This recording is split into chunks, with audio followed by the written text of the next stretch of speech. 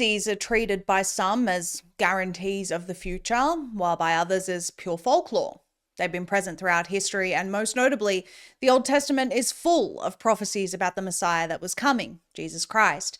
And many of those prophecies were only able to be deciphered in hindsight. One common thread when reading the prophets of the Old Testament is that their prophecies were given for repentance, a chance for mankind to turn from their sins and back to God. The same is true of the prophets of today, and none are more prolific than those inside the Orthodox Church. Dating back to the times of the apostles, the early church fathers, successors of the apostles, warned of the last days and have done so with incredible precision for the last 2,000 years. Today we are joined by Conrad Franz, an independent journalist and host of the show World War Now, for an examination of a recently published book which collects these sayings and warnings from the church fathers, elders, and saints. The book is called The Eschatological Visions of the Blessed End Times Prophecies of the Elders and Saints of the Orthodox Church, 2nd edition.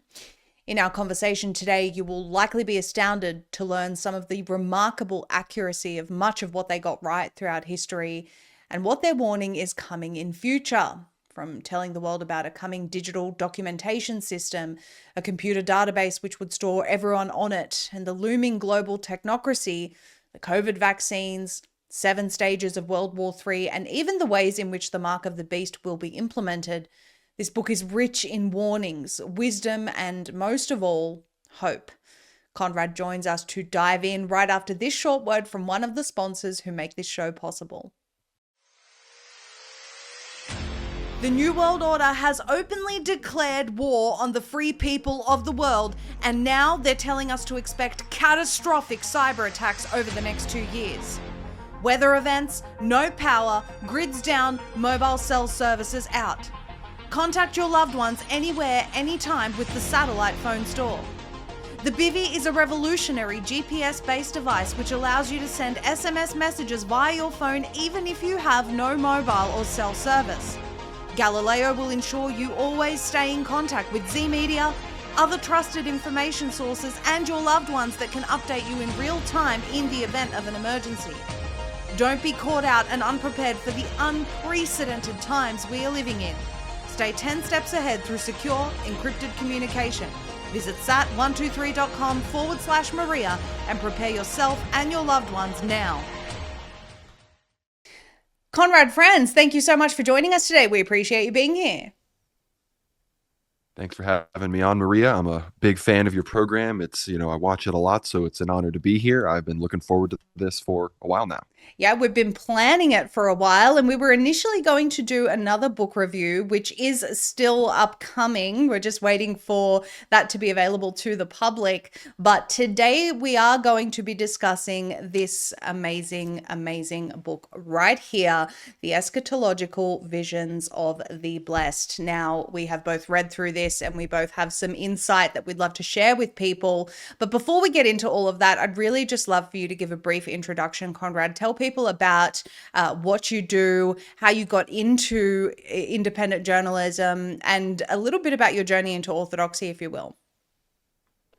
Of course. And yeah, my name is Conrad Franz. I'm an independent journalist. I have a Substack called World War Now. You can find it at worldwarnow.co. That's our URL, and sort of our description of the show and what I do every day is my full-time job is we discuss the ongoing Third World War through the lens of Orthodox Christian prophecy, rising multipolarity, worldwide reenchantment. We're a very conservative Christian, Orthodox Christian program. We make it very clear that that's the perspective that we're coming at things with, and we really analyze things specifically from the perspectives of the prophecies of the Orthodox saints, specifically those of the 20th and 21st centuries, which is why I'm honored that Maria invited me to talk about this book. I'm good friends with the guy that compiled all the prophecies in this book, Jonathan. I've had him on my show before, and when we found out who we were like, oh man, why didn't we meet each other sooner? Because we had both been talking about all this stuff in this world. Same with Maria. I remember when Maria first started having Father Peter on, I was like, oh, we gotta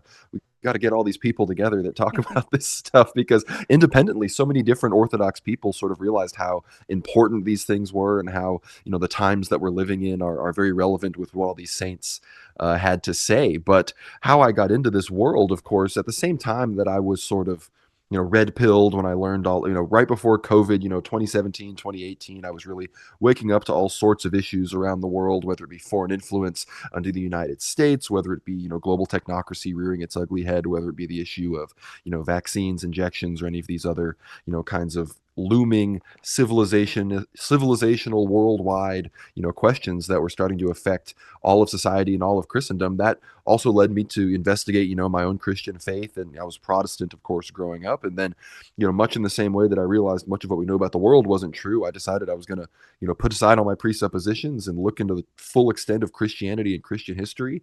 And but that and a lot of prayer led to me becoming an Orthodox Christian when I was in college, which is about 6 or so years ago now.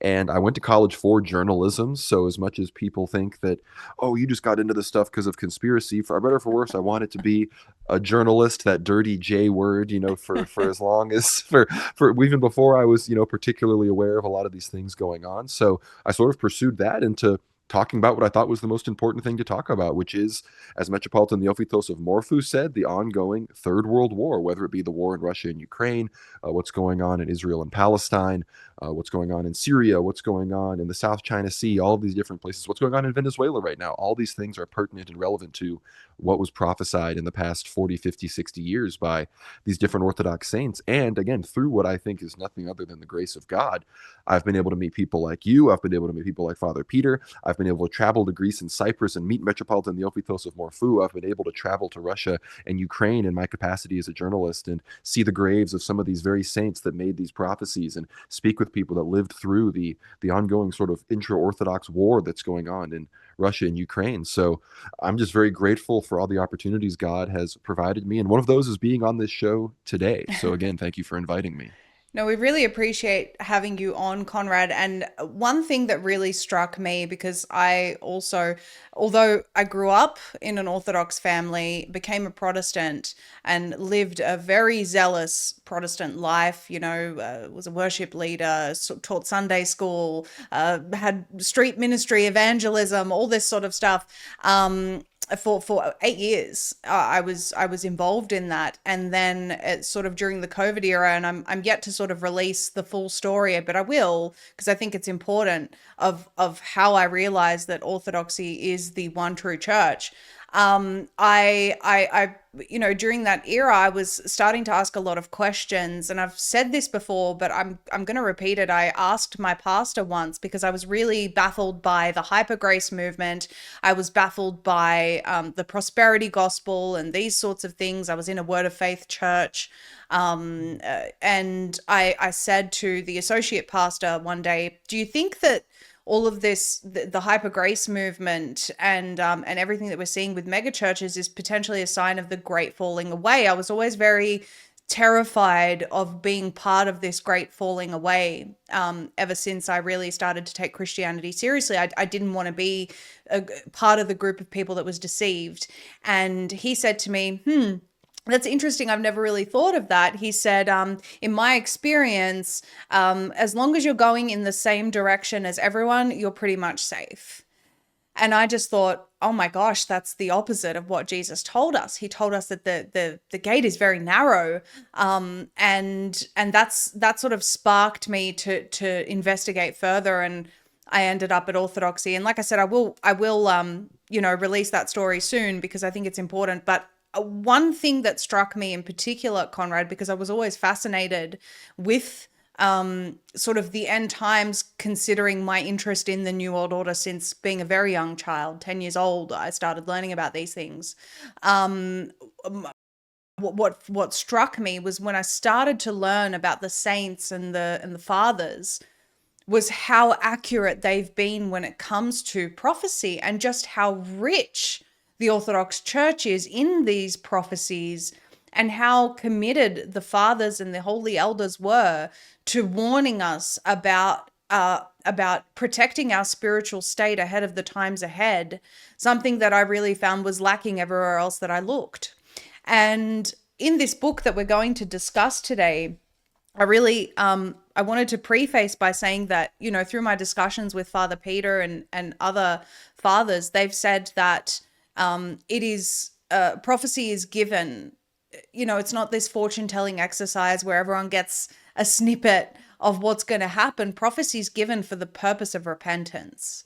And a lot of these prophecies, they have come true because the people didn't repent, not because the church is, some genie that's just doing magic tricks. It's because repentance didn't come when the prophecies were given. And right at the outset, it opens with, the signs of the coming of the Antichrist. Not only do you remember them, but tell them to everyone with love. That's St. Cyril of Jerusalem. I don't know if you want to chime in there before we start getting into some of these pages.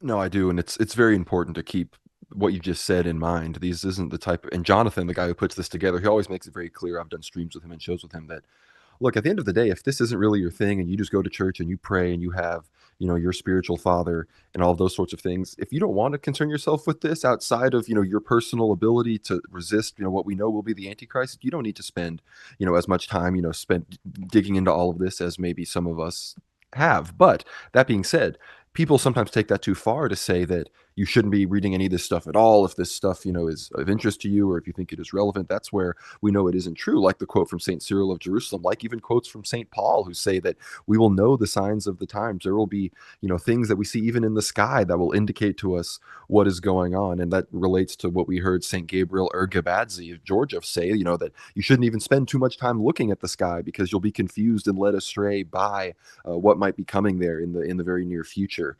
And of course, the beginning first little section of this book is that section you briefly mentioned, which is, shouldn't we only talk about Christ? Why not? Why talk so much about the Antichrist? And the reason why that's sort of a nonsensical sentiment, that if you ever talk about the Antichrist, you're not talking enough about Christ himself, and I don't know, the implication that you're sort of doing the Antichrist job for him, giving him PR or something. But the entire point is the Antichrist will stand in the place of Christ. So if everyone's going to say they're talking about Christ, but some of those people might have a false Christ. If you haven't warned about the Antichrist and you haven't, set the stage for people to understand what aspects where the Antichrist will come from, which again, all sorts of saints, have talked about all throughout our history, whether it be the Old Testament, New Testament, modern saints, old saints from the ancient Roman times.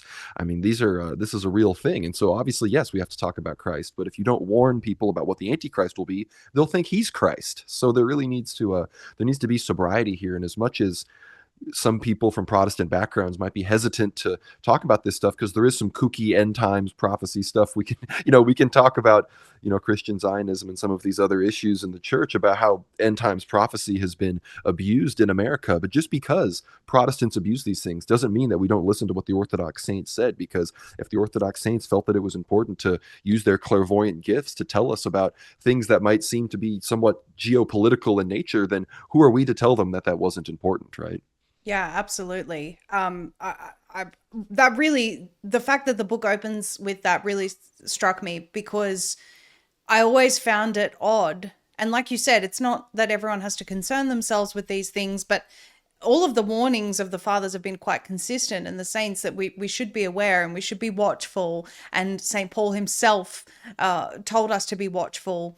And so I used to always be very dumbfounded by people that didn't watch for these signs, no matter what denomination I was dealing with. I was like, what's wrong with you guys? Why aren't you seeing this? And this is in no way to pat myself on the back or anything like that, but I found I found that not enough people were paying attention to these signs. And when the book opens up with the fact that this is love, it's love to warn your neighbor. I equate it to, Conrad, if you're driving down a highway and the road abruptly ends and it goes into a ditch, you are going to get out of your car and stop people from driving into that ditch. You're not going to let them drive into the ditch, right? And I think that that's what the saints and the fathers were. That was their heart the whole way through history, and it's quite evident in this book. I want to just briefly talk about something that I found in there, which may seem sort of disconnected from what we were just talking about, but there's one particular prophecy that is listed, and it is from, I just want to make sure I get the right citation here. It's talking, my interpretation is about smart cities. And it's from the Prophecies of Saint Hippolytus, all the way back from 235, he reposed, 235 AD. This is how far back this goes to. And when it talks about, he's talking about how the Antichrist will gather all of his power from the east and to the west. Those whom he had called and those whom he had not called will go forth with him. And it's talking, when we think about gather, we read these words, Conrad, and these prophecies in the Bible, and we think, how is he going to gather people unto himself? I always think about what is the technical way or the practical way in which the Antichrist will achieve this? And I just immediately thought about smart cities. Because when you think about that, all of this is going to be televised and they want to make sure that people are watching and listening and seeing everything. And not only that, but being monitored while they're seeing everything. It makes sense that they're pushing the smart city agenda to put everyone in one place where they're easy to manage. I don't know what your thoughts are on that. Oh no, I completely agree. And I mean, everything about things that were prophesied, even as far back as the Old Testament, from, the prophets Jeremiah and Ezekiel up to Jesus Christ himself, up to these very early saints, sure, they might not have had the language to understand something like a QR code or what we would understand to be a smart city. I mean, you can read about this even when it comes to a lot of the UFO stuff. I believe it was Saint Martin of Tours, or I'm forgetting which saint it was in the medieval West. He said there was a phenomenon of like ships that looked like, ships from the ocean, like large merchant vessels, coming out from the sky, and these extraterrestrial entities. And it was clearly a demonic phenomenon. But, notice how it sort of conformed to the technology of their time. And so it's clear that, specifically when it comes to this book and its warning from all these different saints about, what we understand now is this coming, it will be in some way a global technocracy. It'll be, a reversing of the Tower of Babel, which we saw in the Old Testament, where God, split everybody up into different ethnicities and languages and language groups, and ultimately the nations. Well, now we see people, I mean, forget a tower going up to the sky. We're launching, phallic shaped rockets, super high up into the sky, literally trying to break through the firmament, explore this endless, world of space, these ideas that we have about, quite literally breaching the heavens. So when you understand that all of these sorts of things that were talked about, again, not in the exact technological terms we understand them now, are talked about from all these eras of saints. Because look, we're going to talk a lot about Saint Paisios, I'm sure, later on in the episode. Saint Paisios is largely referring, just in a slightly more modern understanding, a lot of what Saint Cosmas the Aetolian was saying. Saint Cosmas the Aetolian was very much reiterating a lot of the things that Saint Andrew of Crete, all the way from back in the 11th century, was saying. And of course, I'm sure he was reiterating other fathers going farther and farther back that I'm simply forgetting here in this moment. But again, so many of these things, it's much like, the prophecies of Jesus Christ. They reiterate all these different psalms and things from the Old Testament, and the New Testament is constantly citing, the previous scriptures. It's the same with these prophecies. It's all the same saintly tradition of revelation that God has given to his holy people, his, the blessed, as it were, as the title talks about. They, they're not just coming up with these things on their own. It's all based on the tradition going back, which is why a perfect example of how you can't compare this kind of stuff to, these random Protestant pastors that prophesize, the world is going to end on January 21st, 2036. And then when it doesn't happen, we all have to sort of scramble. But that's not what's happening here. These people aren't just randomly saying the thoughts that are coming into their head. These are people that have read the fathers. They were usually, these saints had spiritual fathers that were also saints. So there's sort of an unbroken lineage of this here. And I think to deny that what we're seeing right now with global technocracy, whether it be these smart cities, whether it be, of course, what we're seeing with the vaccinations and, I mean, digital ID, it's clear that the saints gave us these messages for a reason. I mean, look at Greece. Greece it's one of the earliest countries that's about to adopt digital ID and to its fullest extent. But Greece also has more people than any country in Europe that know that it's bad and have been sort of standing up and protesting and resisting it. Why? Because Saint Paisios talked about it, and he's a beloved national figure in all of Greece. I mean, there's even a television show about him because he was so Yes. popular. Like a So, mainstream television yeah, show. yeah, and so if a culture is able to produce a saintly person of that stature that it simply is impossible for the establishment to ignore, then you're going to bring a lot more people with you into, the mindset that they need to be to resist the Antichrist. So I think it's a perfect example of, sure, it's good to read books and everything, but the best antidote against the Antichrist is to know. Specifically, that's why reading the saints is what we're doing, and even better, to know the saints, because there are saints around today that are still alive, and it's, if you're Orthodox, and willing to look, you can find them. Yeah, yeah, absolutely. What I also just wanted to point out, and we will get to some of the more modern saints, if you will, or saints of our time, where it's absolutely astounding for the viewers, talking about a global computer, talking about where it is, talking about I've even found things in here about isotopes that power quantum dot for the mark of the beast. Like it's really really specific stuff. Now whether that's exactly how it will work or not, just as a side note, I was looking up last night because I know for a fact that the IEEE has, we've reported on this before. They did a conference last year, I think it was. They released this diagram of how the future monetary system and the Internet of Everything is going to work. And it's really interesting because it's all connected on the right side of the body from the forehead to the right hand. And that is a diagram that was actually officially, as part of the IEEE's conference, about the Internet of Things, Internet of Everything, the monetary system, everything. Like that is, and when you look at how this will be powered, a lot of people are supposing it will be quantum dot. And these sorts of things are referred to in here hundreds of years or decades before people would have known about this stuff. It's really incredible. But one thing earlier on that I wanted to mention is just as a general observation, but it's also mentioned in here by Saint Andrew the Fool for Christ, who reposed in 936 rather, talking about the really addressing the second coming. And what I wanted to ask you to just touch on, Conrad, was this false idea of a pre-tribulation rapture, something that never really gelled with me as a Protestant because I really loved to study, and it didn't. I felt that there wasn't enough evidence for it. What I also learned was that you really do need to understand Greek or have someone that can explain the Greek to you to understand a lot of these things. And unfortunately, what we get is these Bible scholars that go to theology school and then they use the Greek, they bastardize it to advance their false message. And of course, we know that the pre-tribulation rapture was really introduced as part of the Schofield Bible psyop, and it really wasn't something that the early fathers did not believe in. No one believed in this prior to really the adoption of the Schofield Bible. Do you want to touch on that?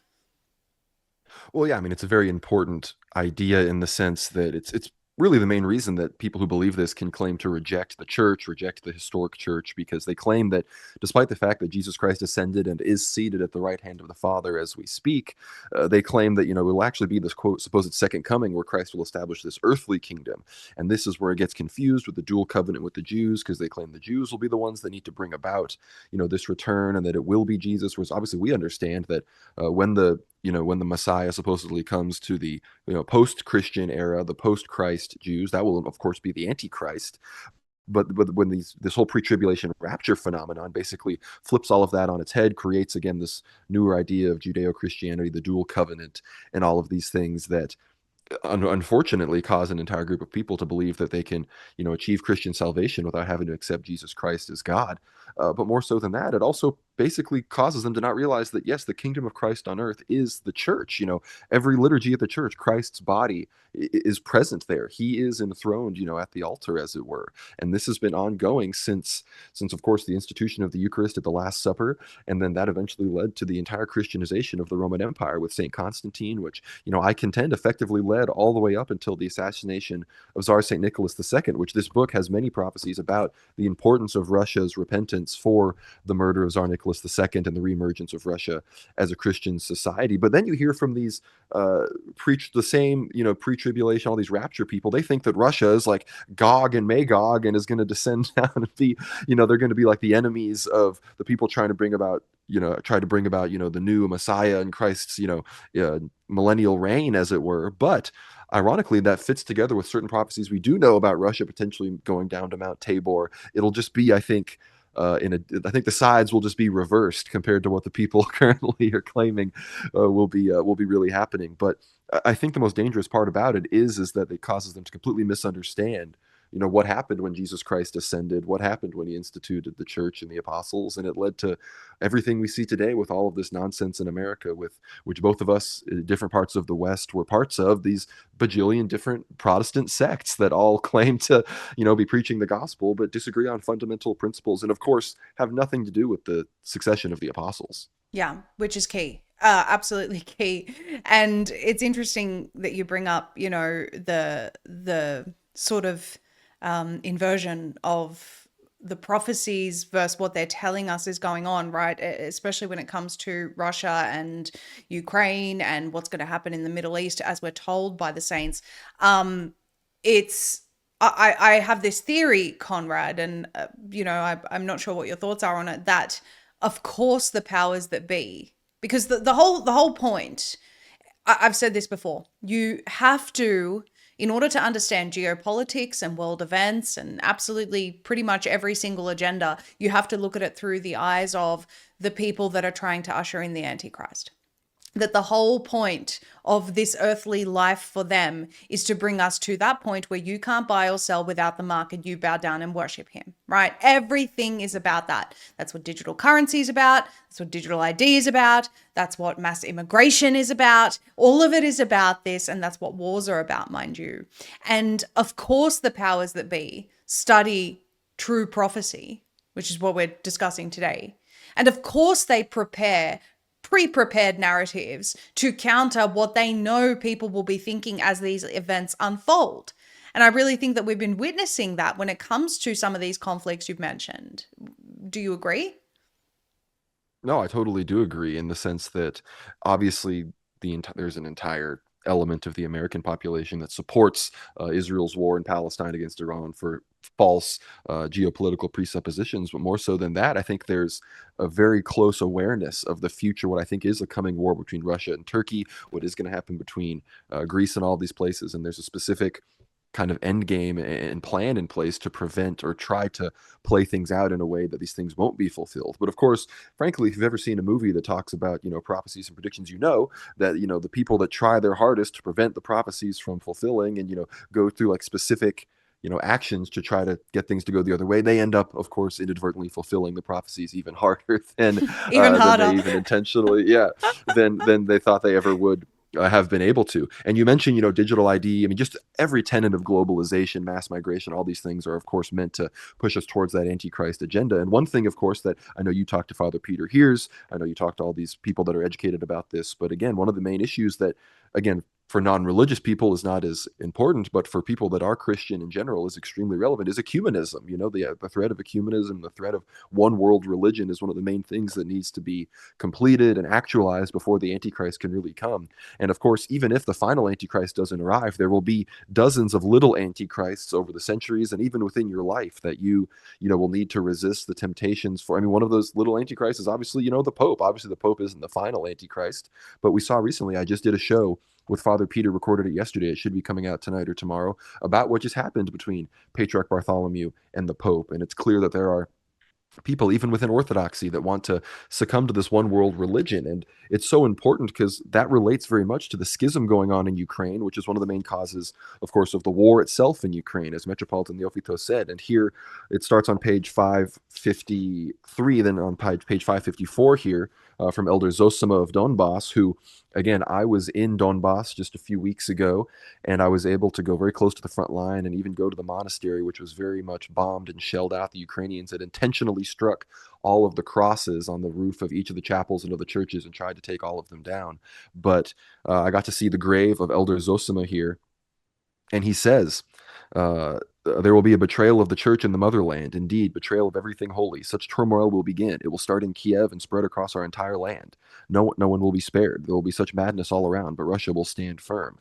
He then goes on to say, and the Kiev Pechersk Lavra will fall. All the grace of the Kiev Pechersk Lavra will transfer to the Optina monastery. I will not live to see this, but you will witness it all. Of course, Elder Zosima died in 2002, and we know that in 2018, the Patriarch of Constantinople, Bartholomew, issued what we know as the fake Tomos of Autocephaly, created his own schismatic independent Ukrainian church, and now we see him hanging out with the Pope. It's clear that this is the things are being cleaved in this direction. And Well, you He said goes on to something. If say, if if I can just pause you there, Conrad, you said something yeah, important yeah, that you said maybe it's not so important for non-religious people. I think it is. And if you're not it religious and you're is. watching this, I think you really need to pay attention to this because at the end of the day, whether you believe it or not, God made every single human being and he made us spiritual beings, and every single person is a spiritual being that wants to worship something. If you're not worshiping God, you'll be worshiping something else. And encourage you to examine your heart about that. But as we all should, by the way. But the delusion and deception that will come upon non-religious people is very terrifying under this one world religion ecumenistic, let's all love one another and sing kumbaya by the fire. That is something that will be appealing to non-religious people because in their minds they're good people, they're inclusive, they think religion Mhm. divides, so this is a really great way for everyone to just come together under this one world unity. It's very dangerous for them, so it should matter for them, but please go on. Oh no, no, I completely agree because when we look at what Joe Rogan was just saying today, he's like, "Oh, the Virgin Mary and giving birth to God, that's a computer, that's gonna get." So all these people, they might not be religious in the way that we are, and we're, you and me are here talking about ecumenism and councils and all this ecclesial stuff. These people may not be concerned with that in particular, but they should be because all that stuff is going to come together into whatever the future AI demon god that these people are going to try to ecclesiastically ordain as like the world pope or something like that. So we all have to be afraid. But, and this is very relevant to my recent trip to Donbass here about the all this collapses, because we know that these sort of pagan neo-Nazi type people, these Satan worshipers that have, many of them United States mercenaries that have traveled to Ukraine to fight against Russia. Again, these weren't really known entities back in the late 90s and 2000s, but this is from the same chapter about Elder Zosima. It says when he was buried in his monastery, he told the people, "Dig the grave deeper, because later the Banderites will come and want to dig me up." Some considered this to be the words of a madman, thinking, "What Banderites in Donbass?" But he foresaw everything. And we know that now he's there and he's buried so deep under the ground that even when they were occupied by Ukrainians, he was correct. They weren't able to dig him up. And when I went there, his monastery, they have an entire underground chapel that he instructed them to build in the basement because he knew that this area would be bombed out in a war zone for years and years and years. So now Wow. the monks and the nuns live down there and they do the services down there. And again, he foresaw all of this. And he explicitly says, like, he told his people decades before it happened, like, if you break communion with the Russian Orthodox Church, which is what the schismatic church in Ukraine did, you are going to be on the wrong side of things. You are going to be falling much more closely aligned with the agenda of the Antichrist. And he even talks about how specifically what they need to do is make sure that if the Ukrainian church starts to cleave away from Moscow, they need to put themselves directly under the jurisdiction of the Patriarch of Moscow, which the churches in the Donbass now that are under Russian control have done. So that prophecy explicitly came true. So Wow. again, much like many others came true, of course, I know you've talked about it on your show many times, the prophecy of Elder Theodore Agiopharagides, on that fateful Friday morning when the Jews strike the nuclear capabilities of the Persians, then you know that these things will have really begun. That's happened. All of these prophecies in Ukraine from Elder Zosima of Donbass happened. So this is all real stuff. World War III is here. Metropolitan Neophytos said we were already in the second year of World War III back in 2022. So really with COVID, that's when this thing really got started. And of course, we have prophecies about Ukraine. We have prophecies about Iran and Israel. We have more prophecies about Russia and China. But of course, everybody, again, who's even broadly aware of this stuff is very much aware of St. Paisios' prophecies, where he said that there will be a manufactured illness, they will force you to get a vaccine, and it will be it will be a warning shot across the bow, as it were, for the coming sealing.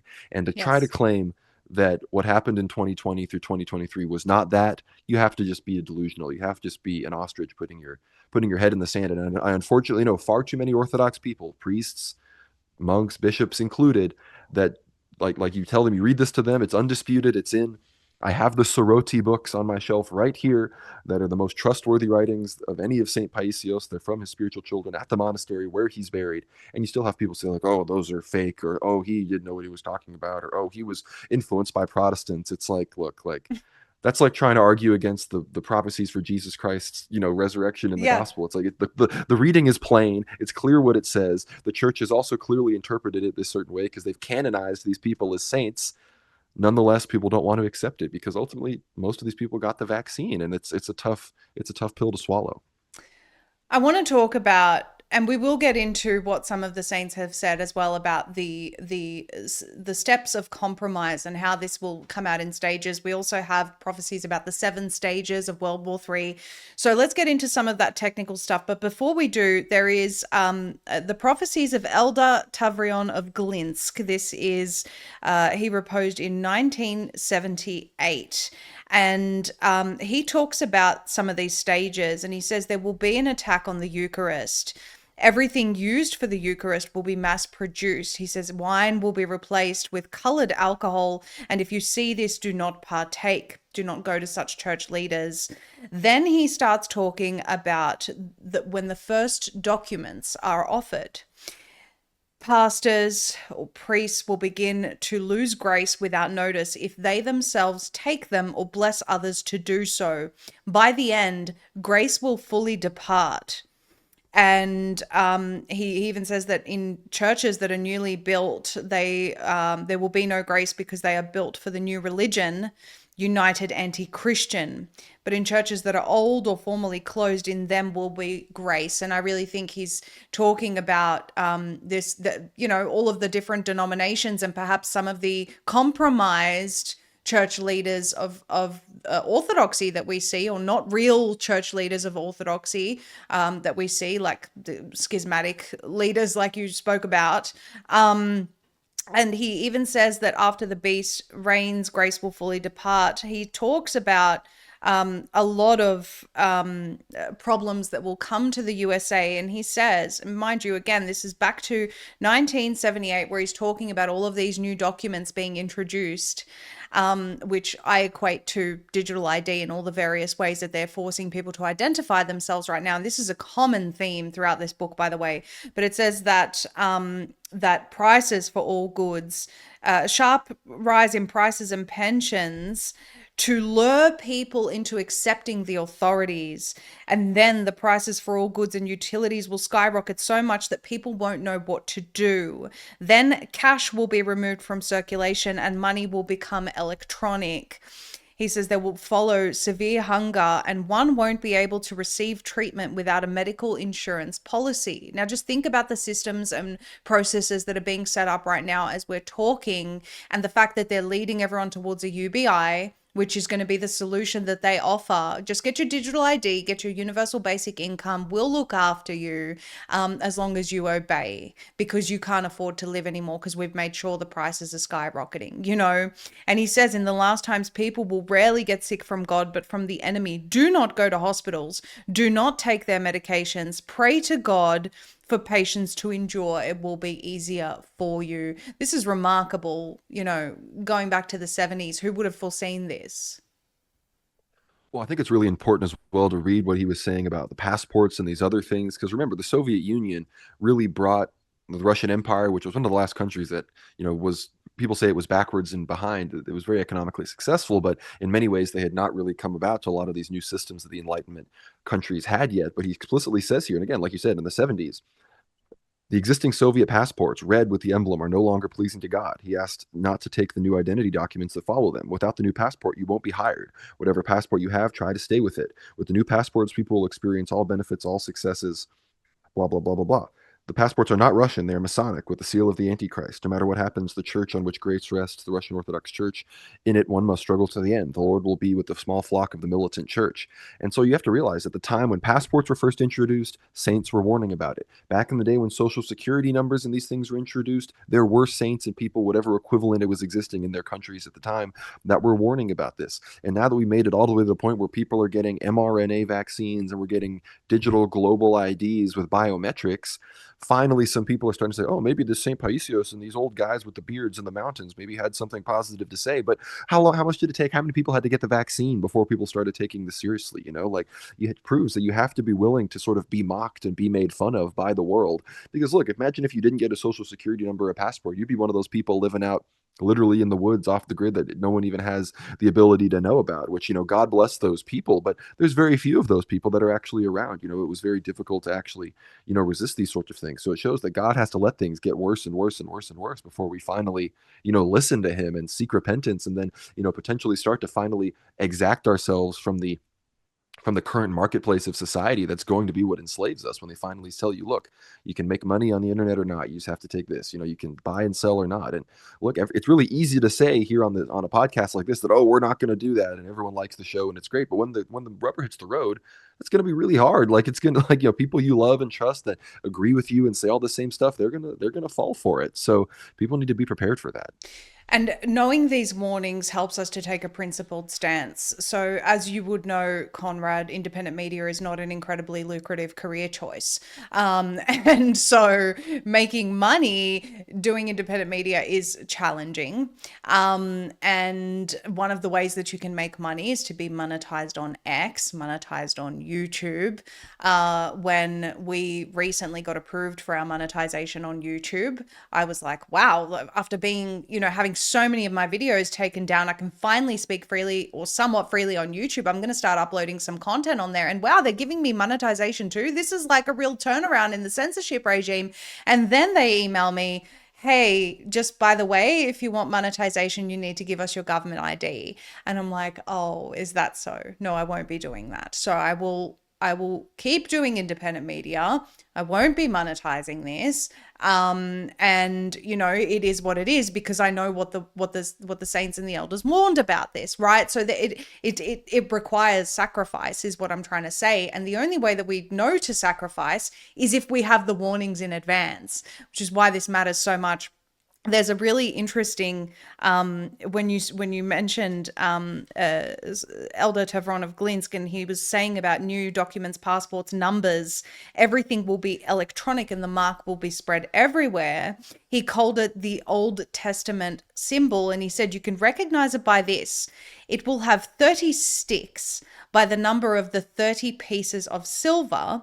The outer ones will be elongated and the ones in the middle will be elongated too. Now, I want to just show everyone a picture of a barcode from Wikipedia, okay? He says, when you see it, know that this is the one. It will be placed on food, documents, everywhere. The apocalypse will be fulfilled. The mark of the beast will appear in the form of numbers from Solomon's old treasury.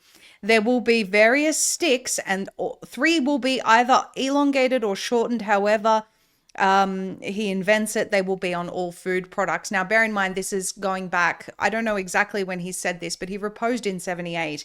I did a bit of digging, and I found something very, very interesting. So Solomon's treasury would receive 666 talents of gold per year.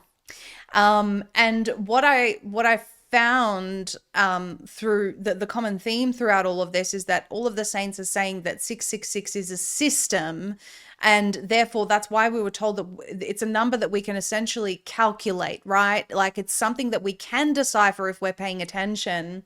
And I also noted that the first barcode was scanned in 1974 in Ohio, and it started widespread use in the 1980s through retailers like Walmart and Kmart. So he was talking about this system that would come through a barcode, describing, elongated lines in the middle and on the sides before these were even in use, which I found to be quite incredible. No, no, it's true. I mean, there's so many examples of those specific technological predictions throughout. You had Arsene Boca, who predicted a lot of the 9/11 things that happened. You had St. Cosmas of Aetolia, who I have an icon on my shelf over there, who predicted that there would be, horseless carriages that run faster, than what we currently have.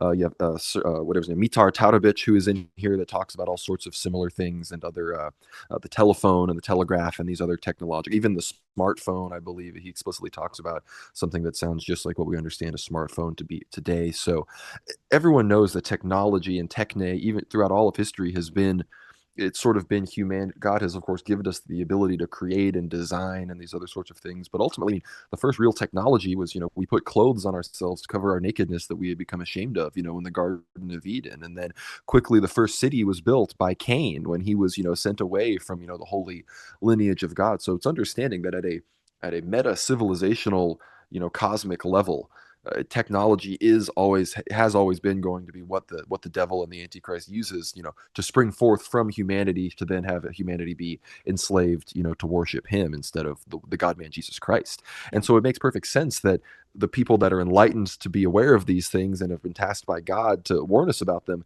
they're going to see exactly what, like you said, whether it's going to be the barcodes, because it's clear how, I mean, look, how could people back in the day didn't understand? They would have had to be assuming it'd be like a magical system to understand how the Antichrist could enslave the whole world like this. But now, I mean, just go to the airport, you put your bag in the thing, and they put 3 little stickers on it, and it can be scanned from every single direction with all the data about it right there. Somebody back in the 1950s, like, how is that even possible? Yet Yeah. here we are, So it becomes exponential how the technology, becomes more and more fulfilled in how we're going to be able to handle all of this. And again, whether it be the prophecies of the vaccine from St. Paisios or all sorts of other things. I mean, we even get into the prophecies of Elder Ephraim, who talk about, because America, the natural disasters that are going to come and affect us, that will then much more readily facilitate, like you were talking about, like how are we going to get to the smart cities? Well, if massive natural disasters disrupt, the general governance and population of these places, then of course the government is going to have a mandate to come in with FEMA and other forces, whether it be to set up smart cities, whether it be to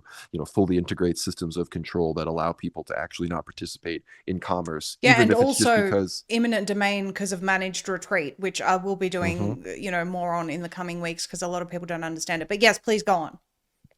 No, it's exactly right. I mean, there's just so many things that they could implement in a crisis situation, which again is going to be part of World War III, which will set the stage for the Antichrist. But also, God will be starting World War III in many ways, or allowing it to happen because, and this is a big part of what's talked about in the book and in other places, St. Paisios, St. Porphyrios, others, that God will allow World War III to happen because they will get so close to implementing the true Antichrist system of control that it will basically be a blessing from God that he allows us to descend into this, very bloody, civilizational, multinational, worldwide conflict, because it will be better than being enslaved to this technocratic system that would ultimately facilitate the rise of the Antichrist. Yeah, and it will come eventually.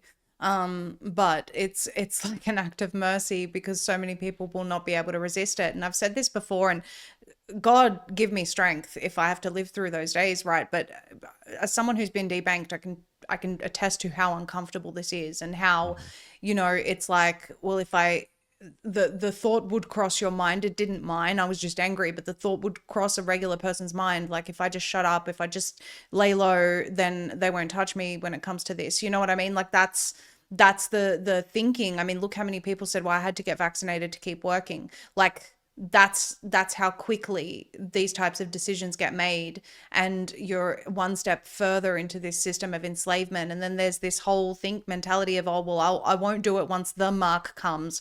But we're going to talk about that mentality as well as we go along. Just really quickly, I wanted to offer people some encouragement because that same elder says that you won't even need to eat in some of those times. You just ask the Lord to help strengthen you. He says some will take a handful of soil, make the sign of the cross over it, and eat it like grass. They will be saints. There will be war. There will be severe famine. Don't be afraid. You'll eat soil and be protected. You just take a handful of soil from the garden, make the sign of the cross, Lord bless, and eat it. And he says if a person doesn't take a passport but eats food with encoding, they are already in a cage. Those taken for torture will be wounded, but it won't hurt. You must stand firm, die, but take nothing. This is how serious the saints and the elders are about these principled stances. If you don't take this passport, but you take their food when you're starving, like, say they offer it to you as an act of mercy. I don't know what the situation would be, but okay, a whole bunch of people haven't taken digital ID. Now everyone's starving. There's a famine, all this sort of stuff. But it's like, all right, just take some of our food, but it's encoded, whatever that may mean at the time. You are in strife. So no compromise. It's describing a period where you're truly just depending solely on God, and he offers up that hope that in that time you will actually be protected. One other thing here about the computer, he mentioned a computer. And he says that a time will come when in a monastery, monastic tonsure will be offered in exchange for a passport. In one small Western country, in a 5-story building, there will be a powerful device, a computer, the beast. And again, computers at that time were not widely used. One had been invented, but they weren't, available for wide use. And he's talking about this computer that has everyone on it. And he said, first secretly, but then there will be a voice of God to its builder to reveal what he made. Try not to end up in that computer. It will function, but its ultimate power will be when the Antichrist reigns. So he's saying, and then the Antichrist will declare war on those who did not accept the mark, which will obviously be on that computer. And don't be afraid, no one dies twice, he says. So he's saying, don't try not to end up on that computer. Don't try not to end up on that database. Don't accept new documents. Don't accept new systems. Try not to do it.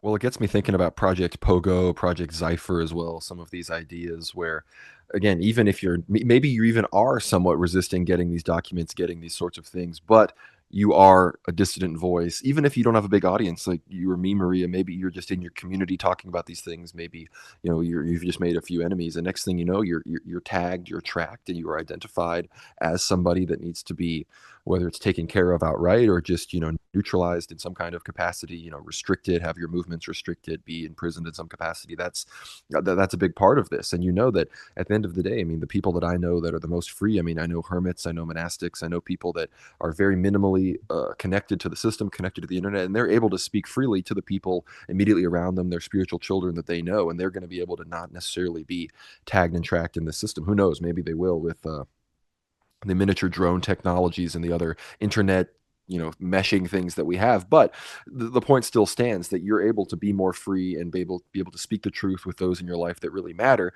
if you have not bought into this system as we have it right now. Which obviously I don't think I'm doing anything wrong by using a megaphone and screaming it from the mountaintops, as it were, because that's how people figure these things out. And some people have to take these risks, and sometimes you just have to accept that maybe you will die, or maybe you will have to retreat back and not be a public figure if things really go a certain way. But that's the thing that we have to realize. So it's important to recognize that as much as you've bought into the system, that's as much as they're going to be able to have against you. That's right. And this is something that Elder Rogozhin of Perm said. If you take passports and other papers, you invisibly attach yourself to Satan. Before they place the true seal, the people will be filled with papers, then the true seal will come. They will not put the seal immediately because no one will accept it, but these papers will confuse the mind and then people will accept it. Obviously, he's talking about when he says papers, that's his way of describing this future digitization system, right? Like they're going to confuse you with so much of this digital compliance, interpreting this from our modern day. But what it does is invisibly attaches you to that system. And we're just warned again and again to keep resisting it. One interesting thing that I found, Conrad, was this is on page 368. I'm just trying to find who it came from. This is from Nun Arsenia, I think. And it's talking about that the Antichrist is not going to be on the throne, but will already start being in power, right? So she says he will act just as Lenin did, already working before taking power. Lenin was not yet in authority, but leaflets were already being spread and everyone knew it was Lenin. He was already ruling. So it will be with the Antichrist. Before he sits on the throne, he will already rule. And when he sits upon the throne, he will reign for 3.5 years. So, and it's even talking about, I've heard these prophecies a lot about how the Lord was baptized at 30 years old. And so the Antichrist will likewise reveal himself at 30 years old. God forbid you even look upon him. And she says that whoever looks at him is going to be deceived. They're going to show him on television. He'll be very handsome.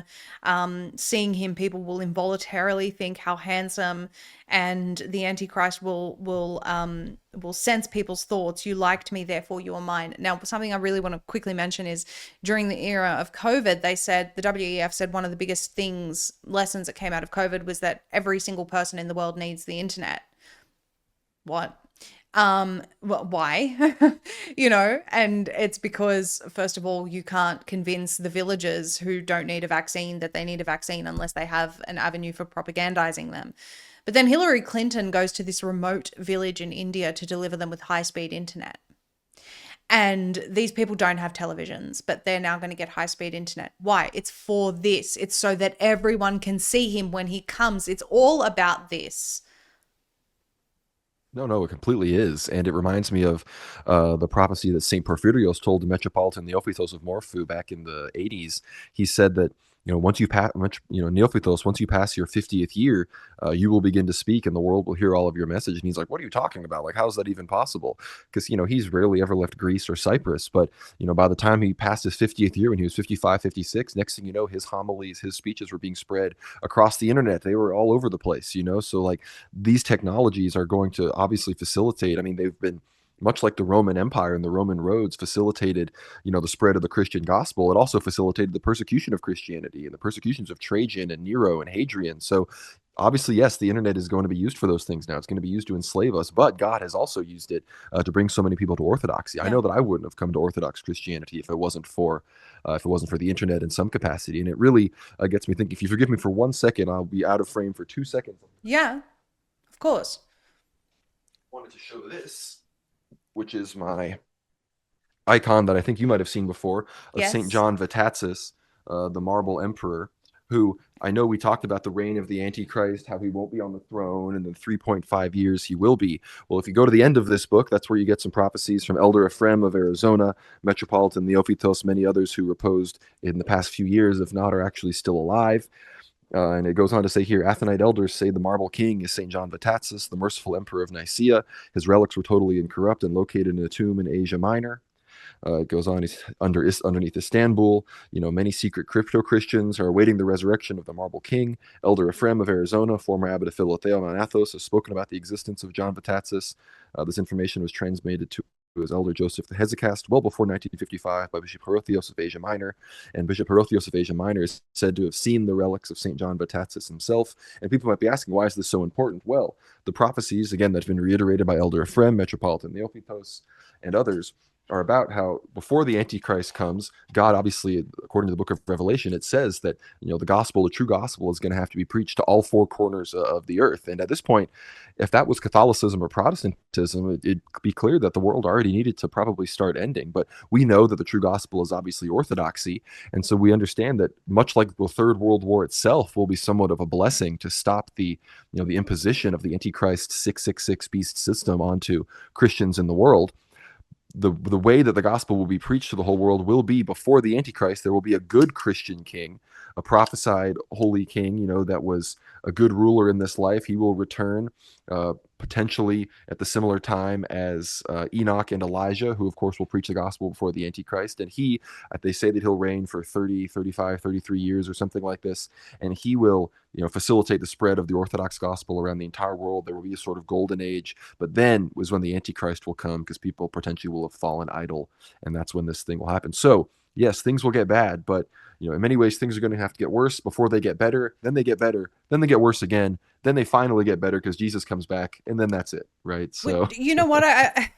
Yes, it never made sense to me that when Jesus is talking about people drinking and marrying and, basically living a life that's really celebratory, marrying and giving in marriage, and then sudden destruction will come. And I thought about, well, how is that the case when there's all these signs leading up to the coming of the Antichrist, but then there's a period where people are just like living it up?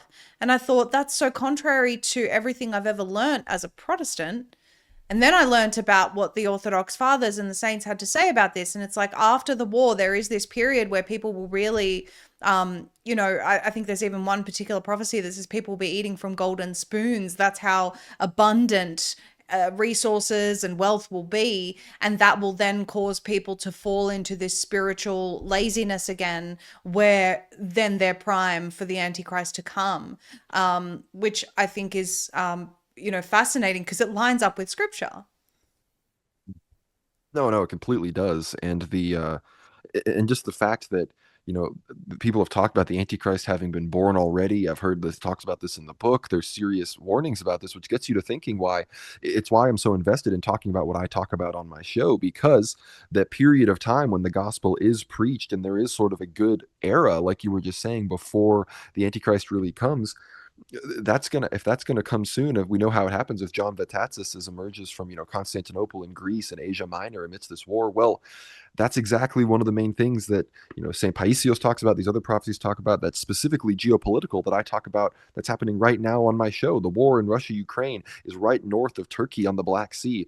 Erdogan has sort of been playing NATO and Russia against each other, but his political era is about to end. And if a more pro NATO force comes into Turkey, perhaps they're allied with Israel, next thing you know, we do have the impetus for Russia to bombard Turkey, and we might finally see something that, again, for the past 600 years since the fall of Constantinople in 1453, the Europeans and the Christians all around have been waiting for someone. And for many years, people thought it would be the Russians. In the 1870s, in the 1800s, Russia would have taken Constantinople if the British and the Western powers hadn't allied with the Turks against them. So people have been waiting for this for a very long time. It's been a long time coming.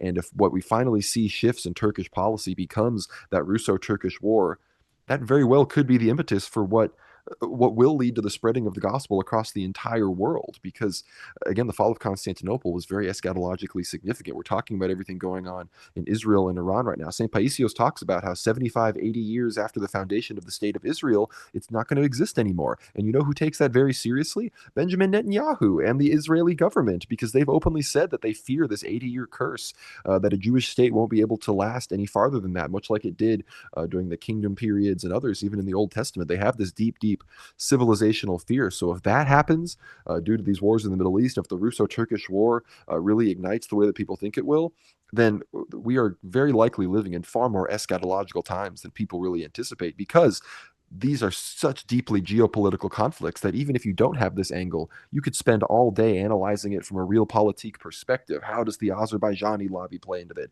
How does deep energy politics play into it? Because there's an entire oil and gas angle to this conflict that is completely real, even if you aren't paying attention to the prophecies. So there's so many angles you can look at all of this from, that fundamentally it's very easy for the devil to distract people from the fact that all of these conflicts are explicitly going to move us closer and closer, ultimately, to that third temple and the Antichrist.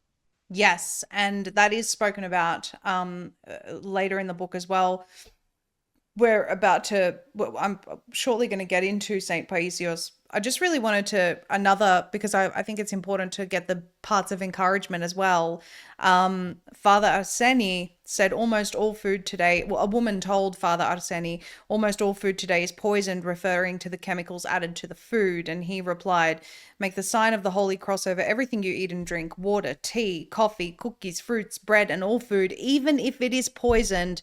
The sign of the cross removes every poison. So for people who are concerned about these things, just make the sign of the cross over your food, over your water, over everything. And even in the most, even in the times of, I don't know, radiation poisoning, the sign of the cross, if you have faith, will remove all poison. So I really wanted to encourage people, because it can be very harrowing to hear these things.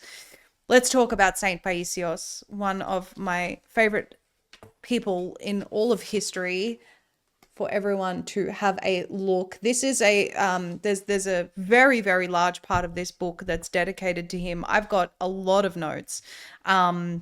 He starts with sort of Constantinople, and you spoke about that. That's something that Father Peter Heers mentioned as well in that interview that went viral after Israel struck Iran, because he predicted it. Well, not he, but the saints predicted it, and he told us about that over a year before it happened in that interview, and then it just went viral on YouTube. I think it's had over 1 million views now. Because people were like, oh my goodness, the saints knew that this was going to happen. How on earth did they know?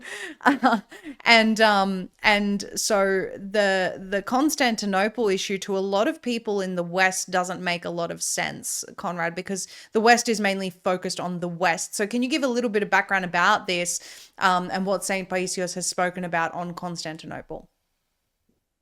No, of course. And again, I know a lot of people when they read these prophecies, they hear this. And look, if you've ever met a Greek person, they'll tell you their opinions about Constantinople. They have strong opinions about it. Yes. And so people are like, this is just Greek nationalist bluster. Because, St. Yeah. Paisios, he fought in the army. He obviously was a very patriotic Greek. So people are like, oh, this is just Greeks saying people what they want to hear. This is, it's been hundreds and hundreds of years. There's, more Turks on the Turkish part of Thrace than there are Greeks in Greece, and these are all true statements. But you got to think about this for a few seconds. If Saint Paisios was just spewing Greek nationalist bluster and telling people what they wanted to hear, he would have come up with a whole story about how the Greeks heroically take Constantinople and use their superior air force to conquer the Turks or something like this. But that's not what he says. He says the Russians will come in and destroy the Turks, and ultimately, because of the geopolitical turmoil between the US, NATO, and Russia that will come from trying to hold Constantinople, Greece will have sort of become a neutral country at this point because Turkey is also a NATO member, and if they go to war, that will disrupt that sort of connection to that whole treaty alliance. But eventually, the Russians and the U.S. will be forced to hand it over to Greece because of geopolitical realities, not because of some, super brave Greek offensive, which is obviously how the Greeks would want to interpret something like this. But yeah, I mean, Even Saint it's important. Paisios said not because of anything other than it's just how things are going to go. It's just how it has to be. But yes, go on. Well, it's Well, and that's an important reality to recognize because some of these prophecies, people might think, oh, these seem to contradict or these go this way or the other, but they're dependent, I think, like you said, on repentance. Some version of these things are going to happen. The geopolitical reality is war.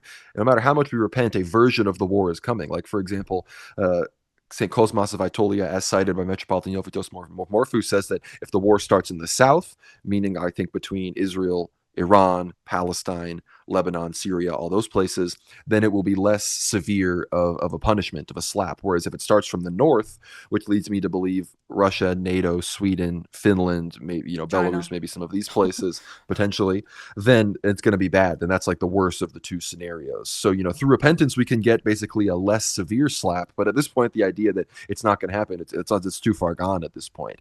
And I think the idea of, for example, Constantinople, how it's going to be retaken by the Russians. There's a scenario where it really is just the naked geopolitical reality of things, and perhaps that's how it goes if the war starts in the north. But if the war starts in the south, we also have what Eldris Galactia said about Constantinople and Greece and Russia, and they say that Eldris Galactia, at least, said, who was close friends with Elder Ephraim in a spiritual way, they would pray together from despite not being in the same continent. They She says that it will be because of a somewhat orthodox brotherly feeling that the Russians do go to war in Constantinople against the Turks, for the Greeks. So I think that's something that we could potentially hope for. But again, if things unfold geopolitically and the Russians don't maybe understand the civilizational reality of all these things, then maybe they will fall for, not really being the good guys in the story as they potentially could be. And that's why I go to Russia and speak at these conferences and give these talks. If people want to, I'm eventually going to publish my speech I gave at Mariupol State University at a conference full of Russian people and relevant players there in the war zone, explaining, look, this Turkish thing is coming. You can't trust Turkey. You can't trust Azerbaijan. These are countries that are going to turn on you. You need to understand that look, even from just a history perspective, Russia and Turkey are historic enemies. They've fought so many wars against each other. The Russians have liberated Orthodox Arabs, Orthodox Greeks, Orthodox Caucasian people from the Ottoman yoke for centuries and centuries. And so it would be amazing if the Russians would read these prophecies seriously at a governmental level and take on this stuff. But, that's entirely dependent on the repentance of the Russian people and the Russian statesmen themselves. So there's only so much I can do. Well, taking the message of repentance very seriously, I think that you're doing exactly what we're supposed to be doing, Conrad. That this is, I've often asked myself, if things are going to unfold. Like I gave a talk recently in Texas about the whole digital ID thing and age verification starting on the 1st of January. And people are sitting there like, well, I just know what they're thinking. And I'm like, you may be thinking like this is all mark of the beast system. It's prophecy, but aren't we supposed to be doing the right thing even though bad things are happening? There have been many times in the past where Christians thought someone was the Antichrist, Nero, Hitler, whatever, and that wasn't the capital A Antichrist. Yet they still did the right thing. That's what we're meant to be doing, and that's what I see you doing as well. So very grateful for your work and all of your insight here. One thing I want to mention um, is this is a gym teacher that's recalling their encounter with St. Paisios. And he says, then I asked Elder, how will I know that war is near? He answered, when you hear on television discussions about extending the territorial waters from 6 to 12 miles, then know that war is coming. It will follow shortly after. So that is a key point that I've heard a lot discussed in these prophecies, the 6 to 12 miles. Which countries will be involved? He explained, after Turkey's provocation, the Russians will descend to the Straits, the Bosporus, and Dardanelles. Not to help us, they have their own interests. That's where what we were talking about before. But without intending to, they will help us. Then, to defend the Straits, which are of strategic importance, the Turks will concentrate their forces there and withdraw troops from occupied territories. At that moment, European countries, especially England, France, Italy, and 6 to 7 other nations from the EU, will realize that Russia is taking territory, and they will say, why don't we go there too and claim a peace for ourselves? So the Europeans will also enter the war. And he talks about how the Greek government will decide not to send troops. That's going to be a really big blessing. I mean, these are very sort of specific specific signs that people can pay attention to. And I also note that in some of the prophecies, and we'll go through that 7 stages of World War III, it specifically talks about, it will start with Israel Palestine. I've even seen, I can't remember which saint it was now, talking about how Gaza is going to be decimated, and that is the start of all of these other things that will follow. And we already see, certain highways that saints were talking about that needed to be completed in Greece being completed. I mean, again, just very specific signs that show that we are on the precipice of this. No, again, the specificity is always fascinating to me. And you mentioned, of course, the prophecy of St. Paisios about Gaza. He said it would, be flattened sort of like a stadium, that the whole world would be observing everything going on there. That was reiterated by Metropolitan Neophytos. But, as far as the Greek and the Turkish and the Russian and the EU things, it's very fascinating because it comports exactly with how the world has sort of developed geopolitically, despite being given 35, 40 plus years ago. And we see how, the prophecies talk about how the Turks will take certain Greek islands. They say no more than 3 or 4 of them, potentially Crete, Lesbos, Rhodes, some of these other ones very close to the Turkish mainland. And that because the Greek government will not really respond, there will be a sort of revolution, and the Greeks will basically kick out their corrupt, debt-ridden EU puppet politicians, which would make sense considering how ultimately NATO, at least the Turkish Greek portion of NATO, is going to have to kind of fall apart if Russia and NATO are going to be fighting, as well as Russia fighting Turkey, with Greece not getting involved. It would mean there'd have to be a sort of exit from NATO by Greece, or the whole thing would sort of have to fall apart. And it seems to me like the whole thing is going to fall apart if all these other countries, France, England, Germany, are going to be coming in and just trying to grab land. It'll seem like the sort of understood, the Pax Americana, as it were, will have totally collapsed. But the prophecies go on to say that in the midst of all of this, the Turkish troops are going to actually leave Cyprus, which is going to be very relevant to a lot of this, because Metropolitan Neophytos, he lives on Cyprus. He's even talked about how when the Turks leave, he's eventually going to go over there and build a chapel to Saint Matrona of Moscow, whose relics I was able to venerate in Moscow just a few weeks ago. But again, you talk about the highways. You talk about, again, the specific reality of the 6 to 12 miles. That's the NEZ that is apparently that's already effectively been completed, and there's more issues like that with the exclusive economic zones of Turkey and Cyprus, because Turkey claims northern Cyprus, and that's leading to all sorts of conflicts, with Israel right now. And I think one of the main ways that Erdogan, like the main thing that's going to precipitate all of this stuff, will ultimately be the fall of Erdogan, because Erdogan, even if people don't like him, he turned Hagia Sophia into a mosque. He is sort of holding all of these things back. But now Yeah. that he's made an enemy of Israel and Benjamin Netanyahu, it's clear that Israel might move to remove him. And if Israel is the one moving to remove him and replace him with somebody else, it's clear that they'll be replacing him with a pro-NATO, a pro-Western person that would likely also be willing to move against Russia. And if Turkey gets involved against Russia in Ukraine, because they're just right south of Crimea on the Black Sea, you can exactly see how, next thing you know, Turkey closes the Bosphorus and Dardanelles Straits, and Russia realizes they have no choice but to expand the war and go to war against this new revitalized Turkish Turkish entity. And again, I hope that in some capacity there's an Orthodox feeling, there's sort of a civilizational revival, because historically the Russian Empire was the Orthodox Empire freeing Christians from the Islamic Ottoman Empire. And if that's something that they could take on again, because there is an attitude, I've been to the front lines of the war in Russia. Many of the people there, I mean, they wear, I have it right here. I mean, this is a patch from a volunteer brigade. It's St. Alexander Nevsky. So they have their, this is a patch from the Tsar Nicholas II Rocket Brigade that they have here. These are, entire brigades and battalions fighting that are named after saints, that know that they're fighting against secularism, that they're fighting against a state that persecutes orthodoxy. So the Christian reality of this conflict is becoming more and more real. And you hope, like Eldris Galactius said, that that will be a motivating factor when this happens. But unfortunately, we know that it's going to happen regardless of if orthodoxy is a motivating factor or not, because of the geopolitical reality of the time that we're in. Yeah, we interviewed forecaster and economist Martin Armstrong not that long ago, and he's quite, abreast of what's happening in Europe. And as far as World War III goes, he's been pretty spot on to date. And he said, World War III will be my God against your God.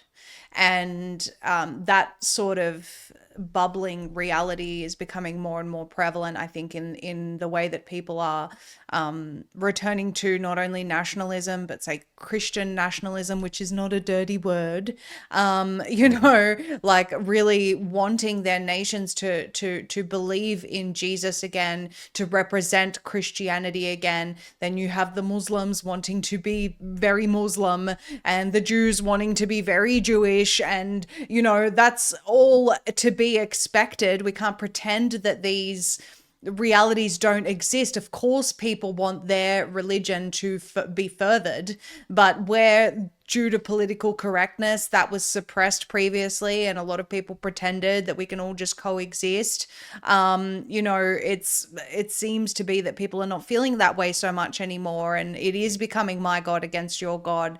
That's obvious in society, regardless of how you feel about that. It's just an obvious reality, and governments seem to be becoming very nervous about people wanting Christian nations.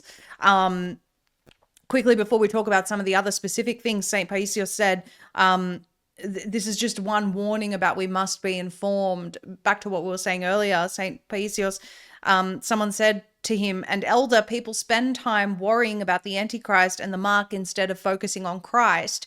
And he said, "We shouldn't be afraid or anxious about it, but we must be informed, lest we find ourselves marked without realizing it, and then there will be nothing we can do."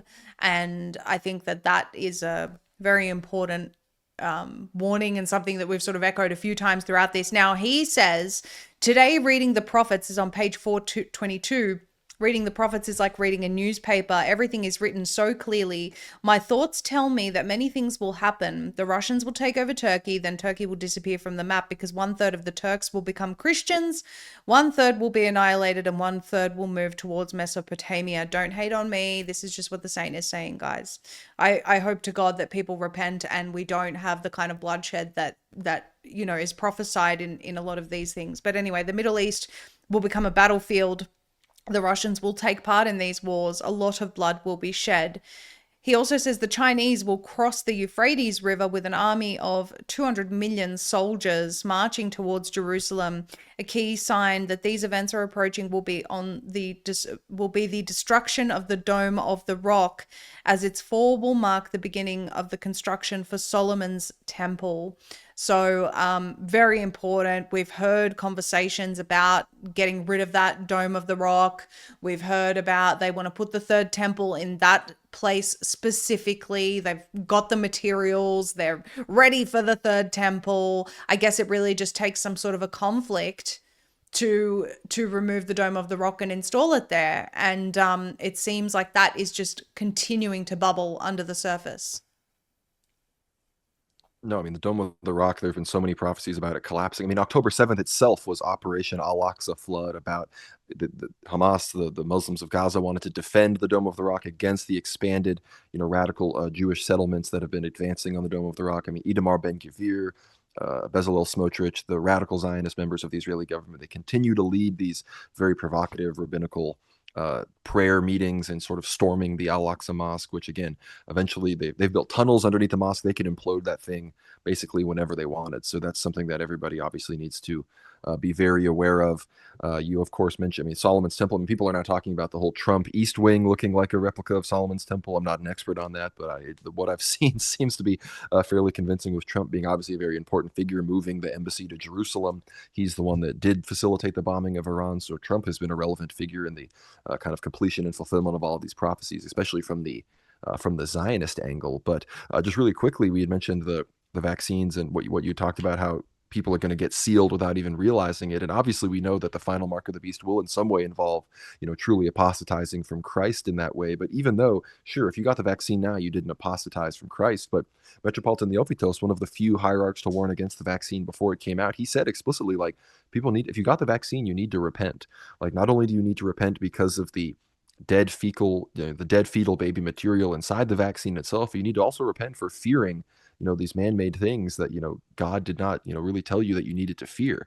And look, it's one thing for people to say that they wish they didn't get the vaccine and the way it was handled was wrong.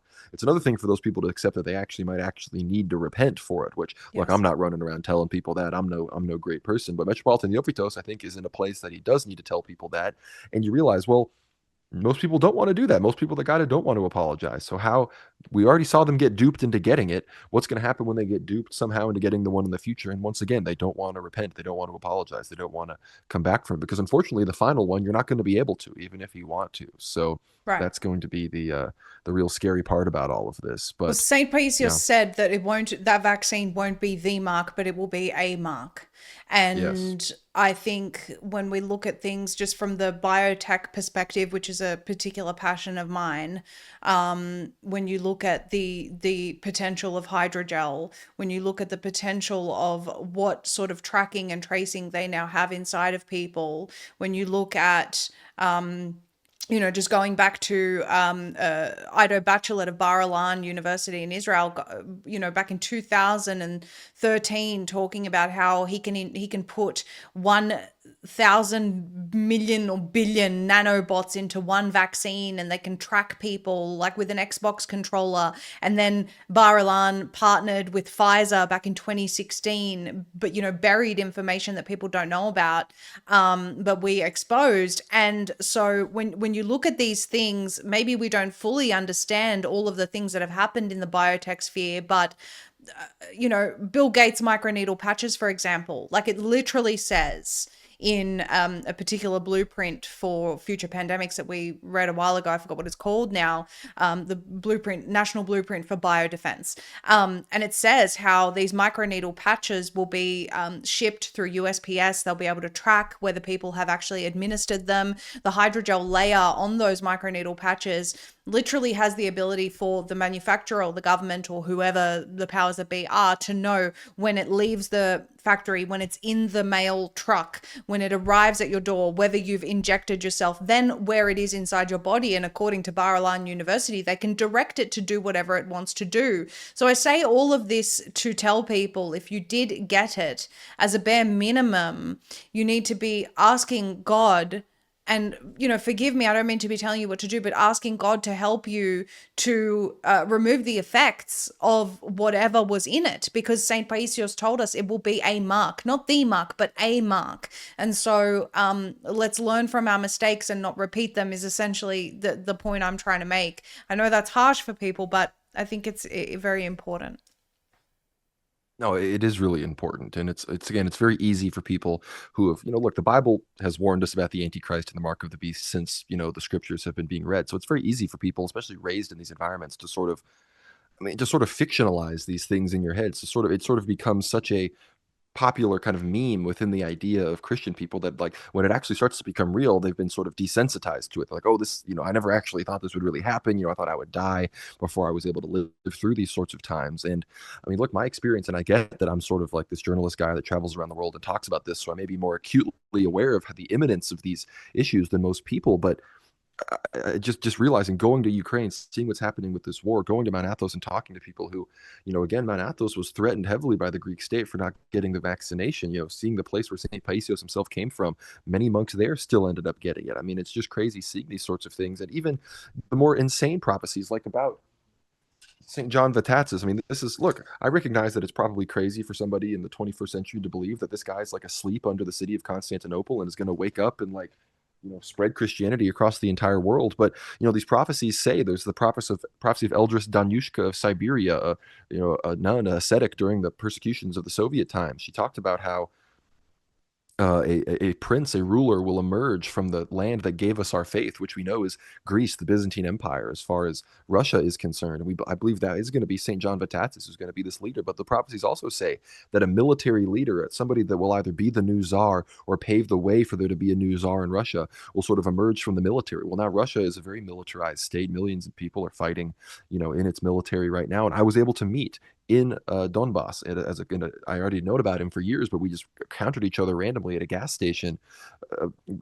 Gabriel Doroshin, the eighth great grandson of Tsar Nicholas II, who's a devout Orthodox Christian. He's been fighting in the Donbass for over a decade at this point. He's only a year older than me. He's 28 years old, but he's, a war hero at this point. He's survived countless attempts on his life at the front line, devout Orthodox Christian, and he's the fulfillment of many, many prophecies in and of himself. I mean, I believe it was Elder Sabas, a saint in the Orthodox Church, told his ancestor that was fighting in the Napoleonic Wars that in the future his ancestors, who at the time were French, would fight for Russia in a war. And he's doing that at this very time. And again, I think that the potential that he could be one of these prophesied people that St. Paisios talked about and Elder Ephraim and others spoke about, I mean, it's crazy. I mean, to realize that this stuff is all very real and that we very well may live to see the fulfillment of some of these, like you said, much more particular, much more, impossible to really refute events. It's actually quite humbling because, they say, may you live in interesting times is sort of a curse, and people, kind of bemoan being born in modernity. I think a lot of Orthodox people are like, oh, if only I could have been born at like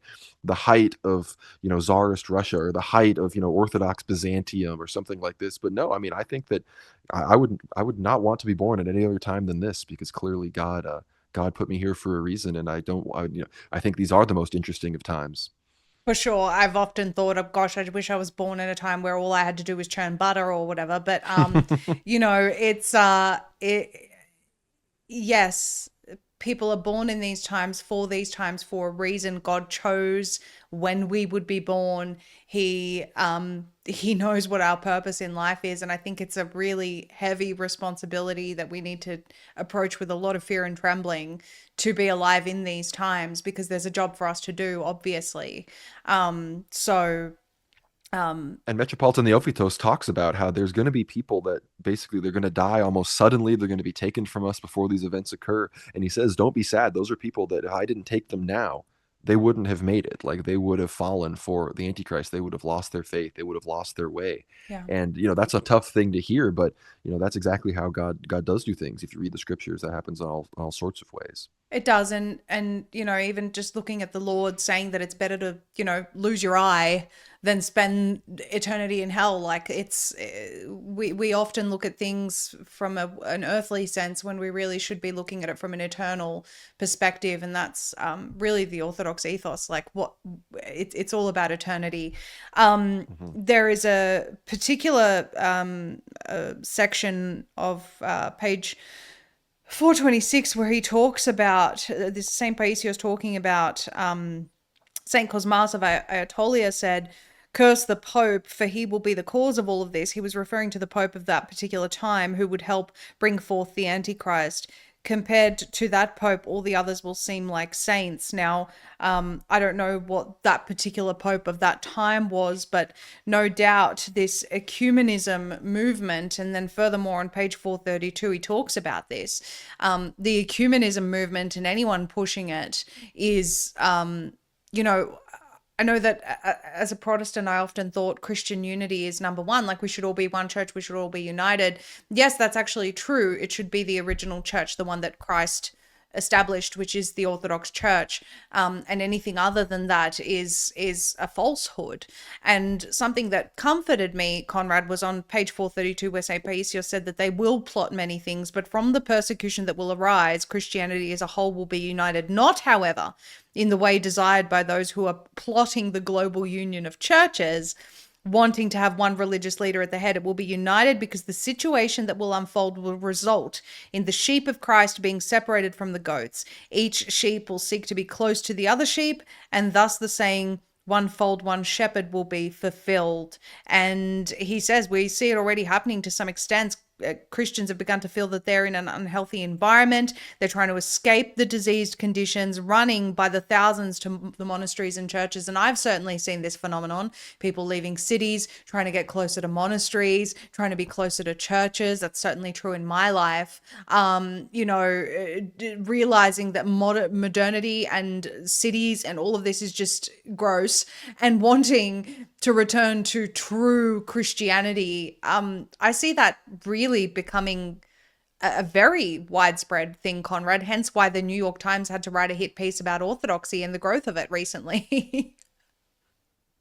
I mean, yeah, the reality of the intentional communities that are going to arise, I think, in the midst of all of this persecution. That's going, I mean, the blood of the martyrs is what waters the seeds of the church. And people know throughout European history, it was monasteries, it was, people that went into the catacombs, or whether it was just people that built, rural, centers of faith and worship, that ultimately that gave rebirth to civilization that had the Christian roots that, the other ones didn't have. And you mentioned, fleeing to the countryside. I was just pulling up this quote I have on my phone from Metropolitan Neophytos. He says, I appeal to those who live in cities. Do you want to be modern and follow fashion? Leave the city, find a quiet village where you could take a rest from the hustle and bustle of the city, but don't take the commotion of the city with you to the countryside. Otherwise, its tranquility will be disturbed. Being in nature outside the city, we can enjoy the peace and quiet, especially at night.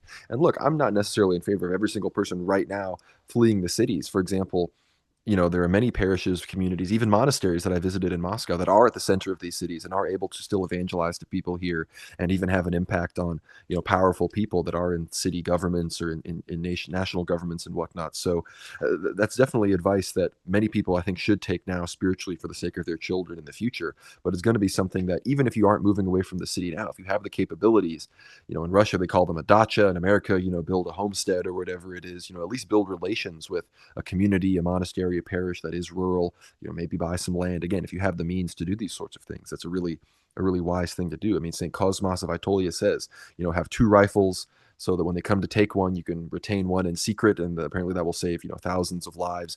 Metropolitan Neophytos says, take 5 acres, grow some wheat, these sorts of things, because we're going to have fuel shortages, we're going to have food shortages. Like you said, the food is already poisoned in America. People wonder, like, what does it mean that they talk about the food being poisonous? It already is. I mean, Yeah. I was vaccinated as a kid. I've got all sorts of food allergies. The food that people give you now is poisoned. They're releasing freaking biowarfare ticks that bite you and make you allergic to meat. Yep. Like, it's going to get really Which bad the as far US as the government ability is to. involved in developing, by the way. But anyway, go on. 100%. I mean, it's just going to get really hard to be able to eat food, be normal, like exist in a normal mode of being within the society that's about to be created again, especially without succumbing to the mark of the beast and everything. And I love that St. Paisios, gives us that glimmer of hope, because obviously right now we're very wary of ecumenism. It's very negative. But I think when orthodoxy comes together, I think we all know who very likely will be, behind all of that. And I think the understanding that, yes, there, even though everything is moving towards the Antichrist and some of these things are inevitable, that doesn't mean God won't give us, huge glimmers of hope, huge victories against the forces of evil. Because again, yes, in the sense that the prophecies that are negative will come true, they will come true. But the forces of evil are still playing to win. They still think they can somehow succeed in cleaving as many people away from Jesus as they can, and even preventing, his second coming from happening properly, which we know is impossible. The battle is truly already won on the cross. The real battle is within each and every person's heart, because that's the only battle the devil can win. The devil can't win the cosmic battle. It's already, again, like I said, it's over. But he can win the battle for your heart to drag you down to hell, and that's why we're all here. That's the battle that we're all, kind of being faced with today. Yeah. Yeah. St. Paisios, on the signs of the times and the Antichrist, he talks about the apostasy and the madness and everything that we're sort of seeing now. And I note that a lot of these saints and these elders throughout the book, Conrad, are talking about, times where you can't tell a man from a woman. And, they spoke about transgenderism long before transgenderism was a thing. We're talking decades and decades and decades before. But he says that ecumenism, a common market, one big state, one world government, obviously, or a technocracy through, worldwide technocracy, one religion tailored to their needs. These are the plans of the devil. He also mentions the Jewish people waiting for a Messiah. Now, I spoke to a dear friend of mine who lives in Israel a little while ago, and I said, what do you think Isaiah 53 means? Like, who is God talking about in your Old Testament? Who is he talking about? And I won't get into all of the depths of that conversation, but essentially I said, no, he's talking about Jesus. And it's so clear if you really look at it. And when the guy comes to tell you that he is the Messiah, run.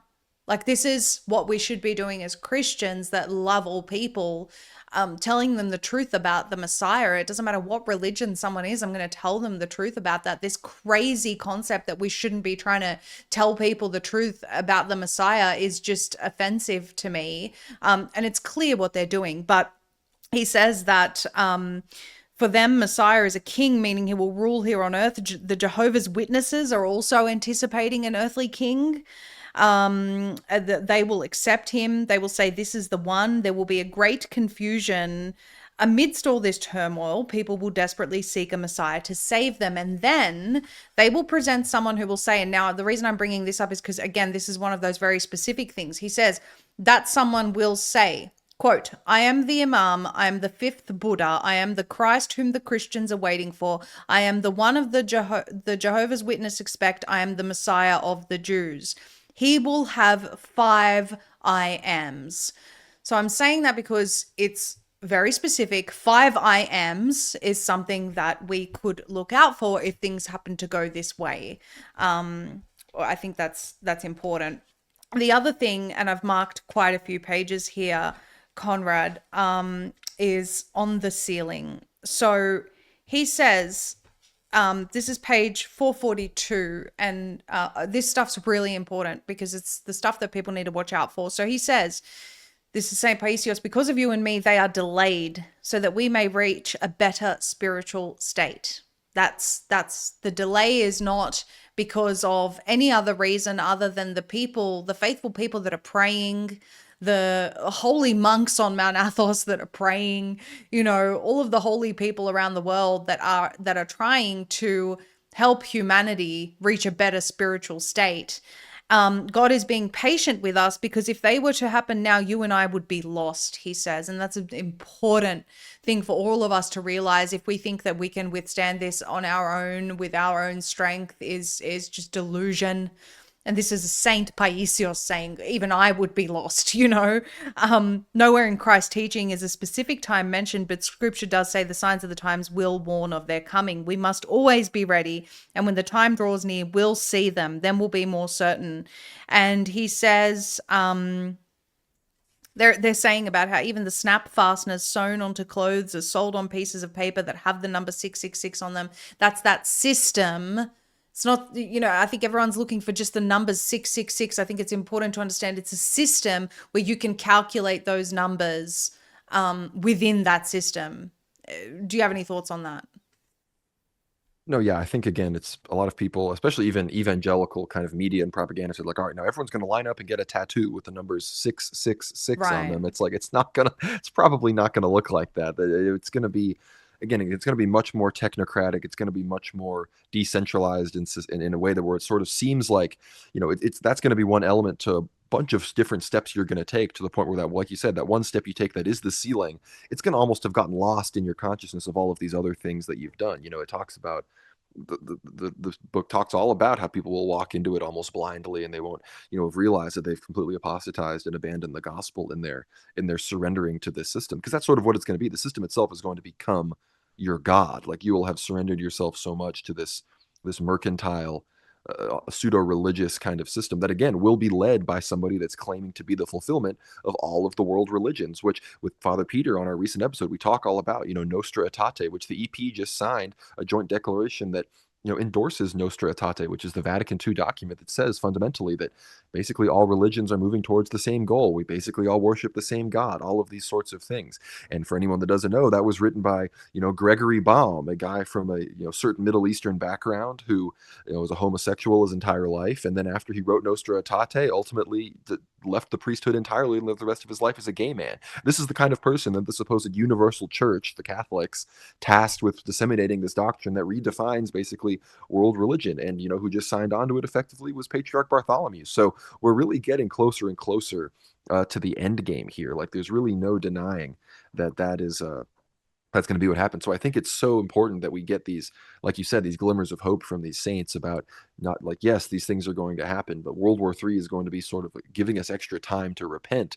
Yes, these things are going to happen, but fundamentally there's going to be an era where the church grows and everyone becomes Christian. So even, potentially people far, far flung from the world, or even in deep, deep, parts of the world that are totally dominated by the technocracy, even they will get to hear about the true unadulterated gospel. And one thing that is so interesting, again, a lot of these guys are very Greek. You have to understand a lot of kind of Greek realities, and like you said, it's important to have people that know the Greek language and ancient Greek that know about this stuff. When I met with Metropolitan Neophytos in Cyprus, though, however, he said that the first nation that's going to fully embrace Orthodoxy again at a sort of national level is going to be the Germans.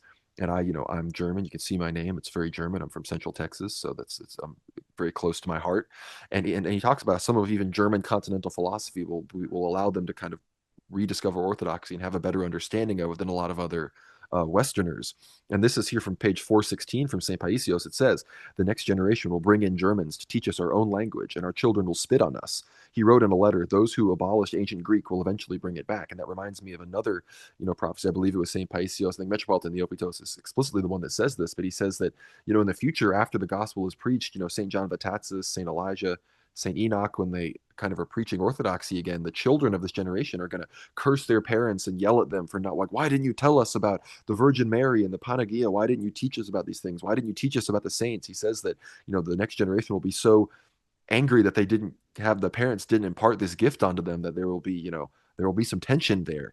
And I think a big part of that is going to be, frankly, look, we see Americans, we've heard, look, America has the monasteries of Elder Ephraim. America has Father Seraphim Rose. America is growing really fast with orthodoxy. As much as Greece has Mount Athos and these amazing places, look, Greece, they've become the first Orthodox country to legalize gay marriage. They're about to do digital ID. They're a member of NATO, all these sorts of things. So whether it be Germans or Americans, there's definitely a place for, the growing converts and Western people in these other parts of the world that have been given holy orthodoxy by these amazing saints like Elder Ephraim and Saint Sebastian Dabovich and Seraphim Rose and Dimitri of Santa Rosa, Dimitri of Dallas, all of these incredible people that have come to the West, St. John of Shanghai and San Francisco. I mean, I could go on and on and on. Those people are going to potentially be tasked with, reinvigorating the old country with this truth that they've come to, because, there's so much history and things that have gone on over there that, just like St. Paisios said, like even something as simple as ancient Greek, we know Germans are sort of the foremost Hellenists, the foremost respecters of ancient Greece, of the Eastern Roman Empire, of Byzantium. So it makes perfect sense as to why the Germans would be the ones to, to come around and do all of this again. Yeah, absolutely. A few more specific things that St. Paisios said, and then I really want to get to the 7 stages of the war. He was even talking about how America, dogs that are sealed transmit a signal through a chip and snap they're found. This way they know where every dog is. Stray dogs that don't have their mark are killed with laser rays. Later they'll start killing people too. And he says that tons of fish have already been tagged and are being tracked by satellite, pinpointing which sea they're in. Now you think that people may think that sounds crazy. No, absolutely not. It was, I think, probably 2 years ago now, Conrad, I shared a video from the WEF where they were saying that they had actually mapped every single leaf, blade of grass, everything on Earth was tagged. How did they do this? Well, obviously the geoengineering, smart dust, nanotechnology. The plan is to coat the whole Earth in the nanotechnology that can be tracked and traced. And they literally had this technology boasting about it 2 years ago, which means it's been in development a lot longer than that. But they were showing every single leaf on Earth is tracked and traced by these people through their computing systems. And I just think it's, amazing that he was talking about all of this being tracked by satellite back when he was. He also talks about the mark. Why is the sealing also called the mark? He says, because it won't be superficial. He says, what does to engrave mean? Doesn't it mean to draw deep straight lines, carvings? The sealing will be a mark, which they will first put on all products and then will require it to be done with, he says, laser rays on the hand of the forehead of people. And so he says that instead of a card, they're asking for handprints. He's talking about that biometric surveillance system that's forming, and obviously his explanation of laser rays is what he could describe at that time. But this is not the first mention that I've seen, Conrad, and maybe you know the name of the saint who said the mark will be. I think it was Saint Gabriel, the Fool for Christ. He said the mark will be both visible and invisible. Now, how is that? Well, it's invisible in the sense that maybe you won't see it on the surface of the skin, but certainly through the things that can sense, say, a quantum dot. Again, this is me just brainstorming, but machinery or satellites or whatever technology that can sense quantum dot, it's visible to that. And when you look at something like quantum dot technology, we did an interview with Hope and Tivon, researchers out of Morocco, a little while ago, and they were showing an experiment with rats where they injected them with quantum dot, and they were able to make it aggregate in the forehead and in the tail. So they can direct quantum dot where they want it to go.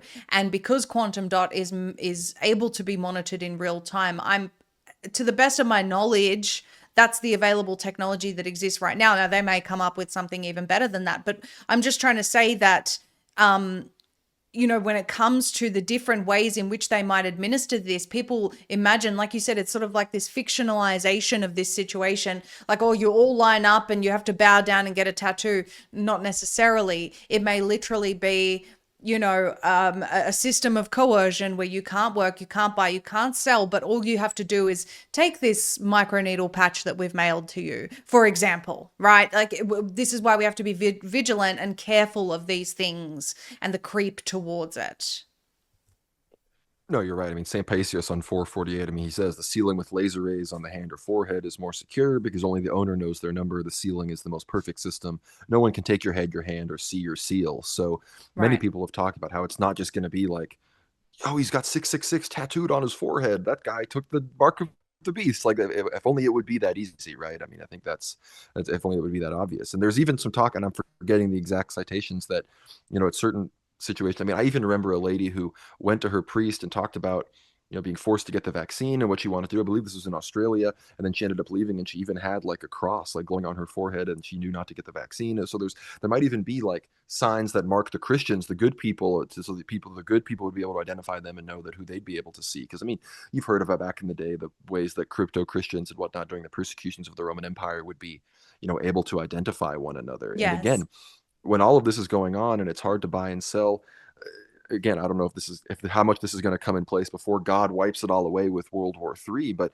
we know that so many people are going to die. There's going to be no fuel. There's going to be very, very small amounts of food. People are going to have to be taking donkeys everywhere. So it's important that one of the main things that St. Paisios, Elder Ephraim, Metropolitan Neophytos of Morphu talk about is we have to be compassionate to all the people that we encounter who didn't prepare properly for all of this. It's gonna be important that we stock things up, whether it's food or, like you said, potentially weapons, or of course spiritual materials. I think most importantly, like, and I've said this a million times on the show, like, even for Orthodox people, like, do you have a priest that will stay strong in the midst of all of these things? Is he prepared to how he will have the materials to do the Eucharist? Is he prepared for how he will do the liturgy if there isn't exactly a consecrated temple that is already known available? Like, are there house chapels? Are there secret places people can meet? Is there going to be are all of these materials still going to be able to be provided? Are your children going to be able to be baptized? Are they going to be able to confess? All of these things are really important for people to, I think, realize how this is going to happen in the midst of all of these sorts of things. And establishing those things, having those, for lack of a better word, amenities and things that you maintain in the midst of these times, that's going to be what protects you from falling for the beast system. Yeah, even St. Paisios on page 449, he talks about well, he talks about the persecution of Christians during this time, and that's obvious and clear. And I've always said that all hate speech laws are about this. Hate speech laws are being introduced specifically targeting Christianity, of course, but it's because when the Antichrist rises, anything you say against him will result in a prison sentence. He's talking about how people will be imprisoned and all these sorts of things. But he says, And I can't remember where it was, Conrad. I think I skipped over it. There was an elder in here or a saint, I can't remember, who said that they will even send helicopters after you, and the people who flee to the mountains or to the caves or the forests rather, the helicopters or drones will come and they won't be able to see you. Like they will go and say we weren't able to find them. That's the ways in which God will protect people in those times. And Saint Paisios says, they'll tell you that without the seal, you're suffering. If you'd accepted it, you wouldn't be struggling, just like they did during COVID, by the way. Just think about that training ground that they gave people, which actually was a blessing for those who can see it for what it was now. You can see it as a training ground and see the pre-mark conditioning that was done during that time. But he says that's why if if someone makes an effort now to live simply and humbly, they'll be able to survive those years, to have a small plot of land, grow a little wheat, some potatoes, plant a few olive trees, and then with an animal, a goat maybe, some chickens, they'll be able to meet their family's needs. Because even if one stocks up on supplies, it won't help much since food doesn't last. It spoils quickly. Of course, now we have long life food, but even then it's you need to think just beyond simply long life food, unless you're a millionaire and you can afford, years and years and years of it. He says the pressure will last a short time, 3 to 3.5 years. The days will be shortened for the elect. They won't even realize when it has passed. God will not leave man helpless. So this is a saint of our time telling us to prepare, to be self-sufficient, to make sure that we are taking steps to be able to provide for our families and those around us. This is why I think, Conrad, that people that are forming communities right now where they have different skill sets are just so vital for these times, because that's what's going to be needed.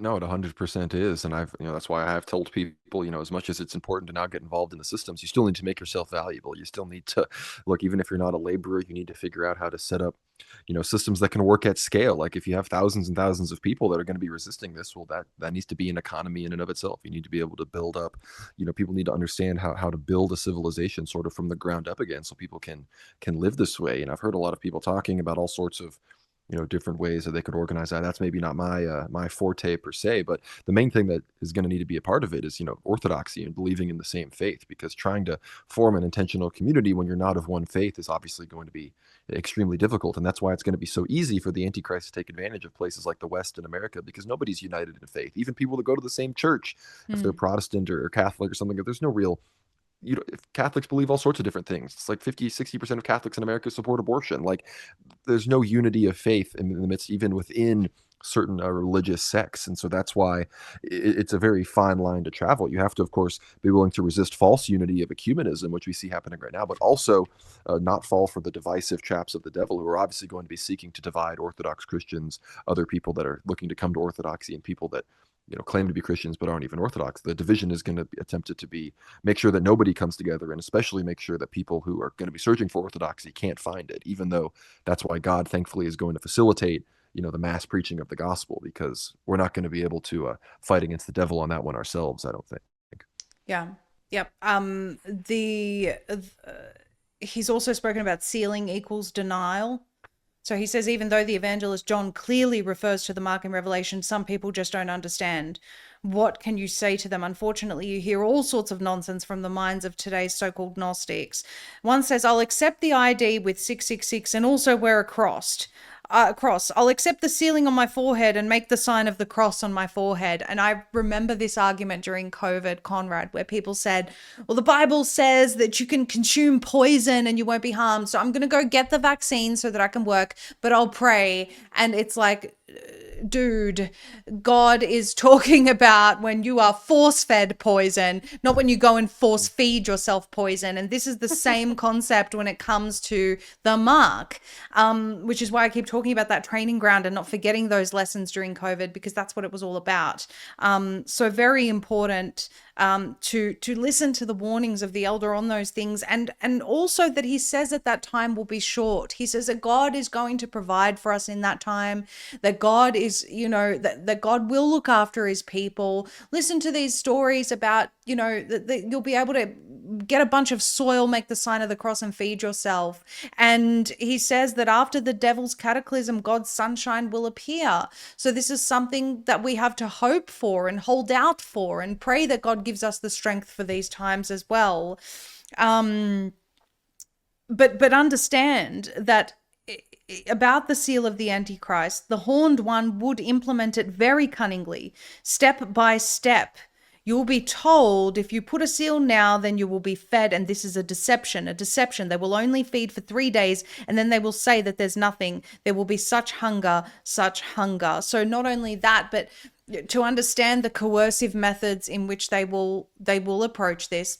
Again, like with COVID, if you just get it, you can go back to work. If you just get it, you can go out for a walk, for a picnic. And, there are people that withstood that, but understand that the pressure of that time will be infinitely more difficult. If you're looking for what page I'm on, it's 518. Sorry, Conrad, I'm not doing a very good job at navigating people through this. It even talks about in Belgium, there's a machine called the Beast into which all the data is brought together. How sorry I am for all of you. I don't think this is St. Paisios anymore. I think this is Father Gabriel. I think this is Elder Christopher of Tula. Oh, okay, my apologies. Sorry, I'm confusing everything. But anyway, the point is to be aware of the steps, to be aware of the slow creep, to be aware of the coercion, the tactics, all of that sort of stuff is vital. And always remember that the saints say it will last for a short time. And on the other side, it's going to be good. In fact, on page 570 here, it says, but when the Antichrist comes and begins to act, people will become violent, but Christ will take care to nourish his children as he did for the Israelites in the desert. And they even give an example of, I remember that on Mount Athos before the war in 1940, the monks used to eat small radicchios along with other foodstuffs, but during the famine, God increased the size of the radicchios so much that they reached almost 1 meter and they were very tender. It was these that the monks ate and did not starve to death. God will also provide for us during the time of Antichrist. So we have that hope, Conrad. He hasn't left us without hope. I always said, even during the COVID era, like God gave the Jews bread from heaven when they were in the desert. If we come to the point where we have nothing to eat, there'll be bread from heaven, surely, No, 100%. I mean, the miracles that God, you read about the saints of the prisons in Romania during communist times. I mean, God allowed them to, confect the Eucharist. All they had were like hardtack and water and these sorts of things, but God still gave them what they needed to do the Eucharist and to have his body and blood and distribute it despite some of the worst martyrdoms and worst tortures that we've ever encountered. So we know that God will provide. I mean, we believe that God will provide us with a Christian emperor. God will provide us with the spreading of the gospel around the world. God will the things he's already provided us with, frankly, the mercy that he's given us, extending the timeline on these things as far as they have already is already an enormous mercy. So I think, again, understanding how, yes, these things, we're going to live through interesting times. And I've said this, and this is something that's controversial, but think about what's happening now. I mean, if quote unquote nothing ever happens, as people say all the time, that's really bad. Like, that's not good, because things are going in a very bad direction, slowly but surely, but they've been moving there very consistently for the past 100 years. At a certain level, you have to sort of come to the point that if nothing happens, if there isn't a great disruption, then we really are cooked, because I can't think of any worse scenario than things just continuing as they are with really no dramatic changes, if you really think about it, right? And again, I'm not saying I'm hoping for World War III. I'm not saying I'm hoping for mass death, because look, in theory, I could be one of those people that dies en masse, right? So I'm not saying I want this to happen, but we have to consider the fact that if it doesn't happen, it would be worse. Yeah, it's kind of like when what happened in the garden and God said, okay, man's no longer immortal, because it's an act of mercy to make sure that our lives end at a certain point and we're not living in this world filled with sin forever. Like, that would just be hell on earth eventually, because sin grows like a cancer. I want to, if you don't mind, if we can go through the 7 stages on page 575, the prophecies of Elder Joseph of Vatopedi. These are very important prophecies. I've seen a video on YouTube that compiles these. It's pretty terrifying. But the 7 phases, I think, are important for us to understand now, because this is kind of imminent. And then there's a couple of more things that I've marked here and whatever else you want to go through, Conrad. But he says that the first war is between Russia and Georgia, phase 1, which happened in 2008. And he says that Russia will face another provocation attack from Georgia. This time, Russia will completely destroy it. Then he, look at this. While the Russians are fighting there, the Ukrainians will be stirred up by the Americans and will provoke them intensely. Then Turkey will allow American ships and aircraft to pass through the Dardanelles and its national airspace to strike the Russians. This will mark the countdown for the Turks. The Russians will very quickly overrun Ukrainians and will be enthusiastically welcomed in the cities. Over Ukraine and the Black Sea, Americans and Russians will engage in air battles for the first time, and the Russians will overwhelmingly prevail at that stage. And then in Turkey, a dictatorship will have been imposed. So the Kurds are going to revolt, creating a front against the Turks. This is, again, just a little bit more detail than what we were discussing before about Turkey and, them, Erdogan falling, then a pro-NATO leader coming in who's obviously, according to this, going to be a dictator. And then phase 2 was the attack against Iran from Israel. And that's already happened. So we're already there. And then it says that the Turkey will attack us, but the Russians will move swiftly southward, eager to occupy Turkey as quickly as possible before NATO can reinforce it. So that's it even talks about where Russians will go next. And then phase 3, which I think hasn't happened yet. So I don't know if you want to touch on that. Mm-hmm. Well, it's really fascinating because I'd mentioned this before, right at the beginning of phase 2 here, like on phase 478, it says, an attack by America and Israel against Iran is imminent. The war, by God's grace for Greece, will start from below. And it says here in parentheses, if the war starts from below, you will suffer few hardships. That's what I meant by when I said earlier, starting from the south. If it starts from above, you will be destroyed. And again, that's from St. Cosmas of Aetolia. And again, this is Elder Joseph of Vatopedi, who was also a spiritual son of St. Joseph the Hesychast, and a lot of what he's reiterating here was reiterated by St. Paisios, who was reiterating what was said by St. Cosmas, and we know that St. Joseph the Hesychast was very, very well versed in the writings of St. Cosmas as well. This section, it even goes on to say that they will also invade the north, conquering all the Scandinavian countries, which, again, if that happens sooner rather than later, that's how we know we're in the bad timeline. As it were. But again, yes, phase 3, it says then the Russians will move south to help their Arab allies, especially the Iranians, who will be under attack by the Americans. The Americans will have occupied Iran's coastal zone after a fierce struggle, which is extremely realistic based on the recent geopolitical developments. The Russians will sweep through all of Persia and destroy the American/NATO forces. Then they will invade Iraq, Syria, Jordan, Lebanon, Kuwait, and finally Israel. That is when the first attempts to use nuclear weapons by the U.S. and Israel will occur. It keeps going on. Phase they will 4 return is to the Balkans to. Oh, sorry. Go on. Yeah, they will. Go on. No, I'm reading the end of phase 3. They will Sure. return to the Balkans to help the Serbs, who will under attack by NATO, Muslim, and Catholic Balkan states. They will be victorious. And again, this is all very relevant because if you remember the prophecies of Saint Philomenos, who was a hieromonk in 1979 who was killed by Jewish settlers in the West Bank. He was a very holy man. He was from Cyprus. He said that the Russians will strike down through Turkey and they'll make it all the way to Mount Tabor in Israel in their descent down into the Middle East. And he said this while he was leading people around on a tour around Mount Tabor just a year before he reposed. But you're right, phase 4, obviously extremely relevant and interesting. I'll read it in full here. It says, what will cause the Russians to falter, leading them to pull back their forces, will be the betrayal of the Chinese, who, although initially aligned with them, will later back out in exchange for the greatest deal ever made, the occupation of Siberia. They will allow NATO forces to strike the Russians from behind. And there's a lot of prophecies about this. If you read, there's a section about a young boy, Vyacheslav, who very controversial in the Russian church. Not everybody thinks he's a legitimate saint. I've been fascinated by his story since years and years ago when I was even a catechumen inquirer back in 2018, 2019. He talks about how the Chinese will occupy Siberia as well. Saint Seraphim of Sarov, I believe Saint Seraphim Soloviev, other 20th century Saint Seraphims. There's a lot of seraphims in the Russian church.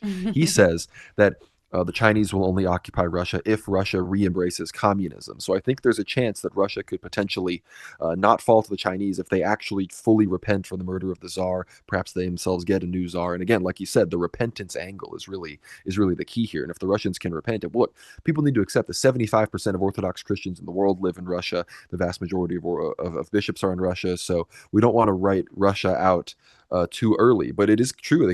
China could occupy Siberia. Russia could maintain itself as a European power. However, there's another prophecy of Saint Seraphim of Sarov who explicitly told the nuns of the how am I forgetting the name? The trench that they have up there, not too far from Sarov. I'm forgetting the name.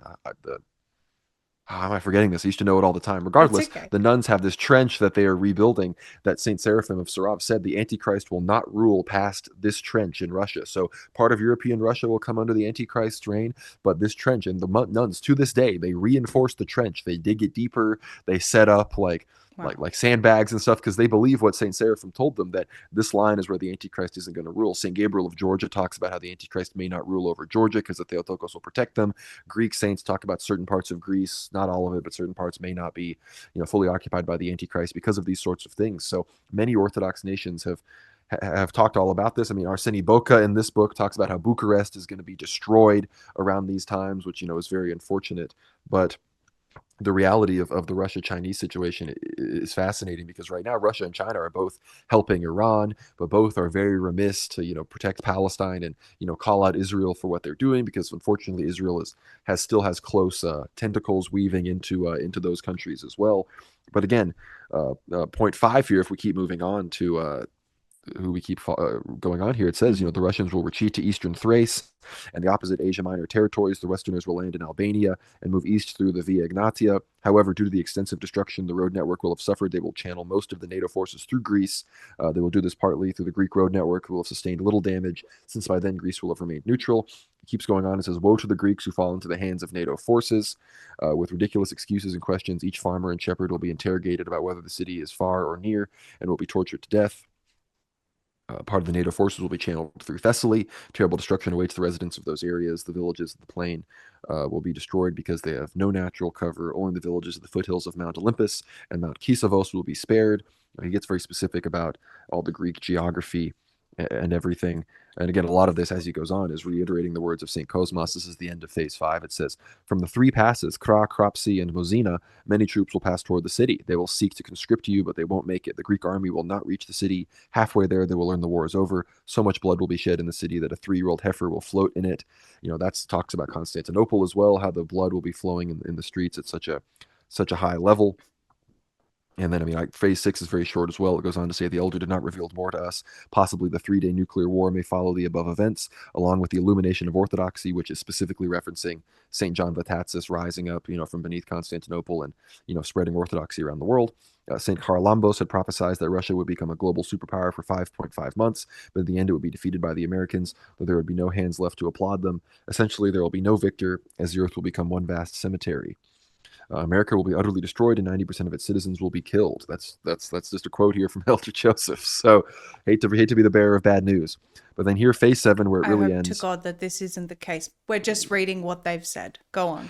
And yeah, like I said, repentance is the key here. I mean, there's even contingent parts about Russia that will depend on their repentance. There's contingent parts about Greece that may or may not happen based on their repentance, and it's clear the same thing is true for America. But if you think that the numbers are higher for America, it would make perfect sense. Greece and Russia, those are Orthodox countries. The potential for their repentance is likely a bit greater than what we're working with right now. So just got to be honest about our present situation here in the United States. But it's growing. Phase 7, it goes on to... It's growing. Hopefully. we have. That's why I hope God is giving us more time, right? So we can pump those numbers up. But phase 7, regarding Turkey's attack, the Vatapedi elder clarified the Turks have planned to seize several large Greek islands, possibly to later exchange them for eastern Thrace. At the same time, they will incite Muslim economic migrants in our country, whom they will have supplied with military equipment, and sabotage acts will follow, such as blowing up bridges, roads, arson, destruction of aqueducts, and possibly contamination of drinking water. Caches with thousands of weapons have already been found, and we know that from some who provocatively stay in 5-star hotels, they will experience violent disruption and overthrow of the legal order. The Turks will attempt complete surprise. They will board their troops on ships and head for landings from Kavala to Athens, and for diversion, they will also attack Cyprus, where fierce battles will be fought, and there will be heavy losses in both the military and civilian population. They will come within a breath of their goal, just 6 nautical miles from the shores, the 6 miles prophesied by Cosmas of Aetolia. But due to the rapid advance of the Russians, they will be forced to withdraw their forces and defend their homeland. Then the Greek Cypriot forces will recapture the occupied territories, where unfortunately events of ethnic cleansing will occur. Christ is speaking to us, and his lips, the prophets, are proclaiming the developments, warning of the coming dangers, urging faith, repentance, and love. And the reason they express the warnings about the ethnic cleansing is obviously there will be some Turkish ethnic cleansing of Greeks, but it's a warning against the Greeks to not commit ethnic cleansing against the Turks, because Metropolitan Neophytos and others make it very clear that our job is not to, genocide these people and kill them, despite the fact that they did that to our people when they invaded. Our job is going to be to preach the gospel to them. We have to teach them about orthodoxy. We have to teach them about, for many of them, their own Greek roots, because many of them are largely ethnically Greek. We have to teach them about the saints. We have to teach them about the history of the region, because Cyprus is one of the oldest churches. And the tomb of St. Barnabas is there. The apostles walked there. These are things that if we can illuminate these people to them, they will become, strong Orthodox Christians. And we can't let, historical grievances. And I know I'm not Greek, so it doesn't hit as hard for me. But, many people, there's people in America that I have to evangelize too, that my ancestors aren't super happy about interacting with either. So this is something that we all have to, are Look at going to that. have to I think deal that, with. of course, and I agree with you. I mean, my background is Serbian, and look what American forces did to Serbia. I don't hate Exactly. America. I love America. I love the American people. I'm not sitting here holding old grudges. The reality is that wars happen, and they're often for, they're for, not for the purpose of what we're told. The propaganda makes people hate each other, and war makes people do really horrific things. But I don't think we can just, we shouldn't be seeking revenge based on those things, is what I'm saying. So very, very important. Finally, Elder Ephraim of Arizona, someone very, very dear to my heart, absolutely, and I know yours too, Conrad. Hmm.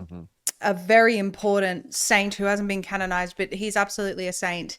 Canonized yet, I should say. He reposed in 2019, and he speaks about the presence of the monasteries and the importance of the monasteries. And so I really want to impart that to the viewers. He says, the presence of our monastery is a beacon of our Orthodox monasticism. Every monastery is an outpost of God and a presence of holy fathers. Every monastery blesses the whole place where it is built, and the whole of the people, brings peace to the place, casts away the demons, angels arrive. Also, with the spiritual work it provides, it helps Christians walk the path of salvation more correctly. He says that it is a spiritual shelter in which takes refuge every soul that wants to be saved, wants to console itself, wants to be revived, wants to be enlightened. There are so many problems, especially in our times, especially the psychological problems, and so many more that create the need for the solution and the enlightenment.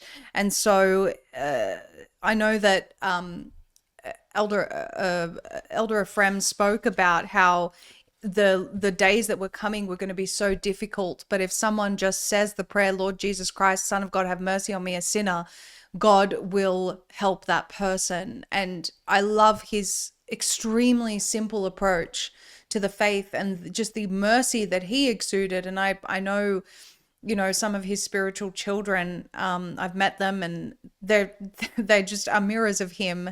And I think what an amazing gift to America. I encourage people. There are several of his monasteries across the country. If you're in America, go to one of them, visit them, build relationships with the fathers or the sisters at these monasteries.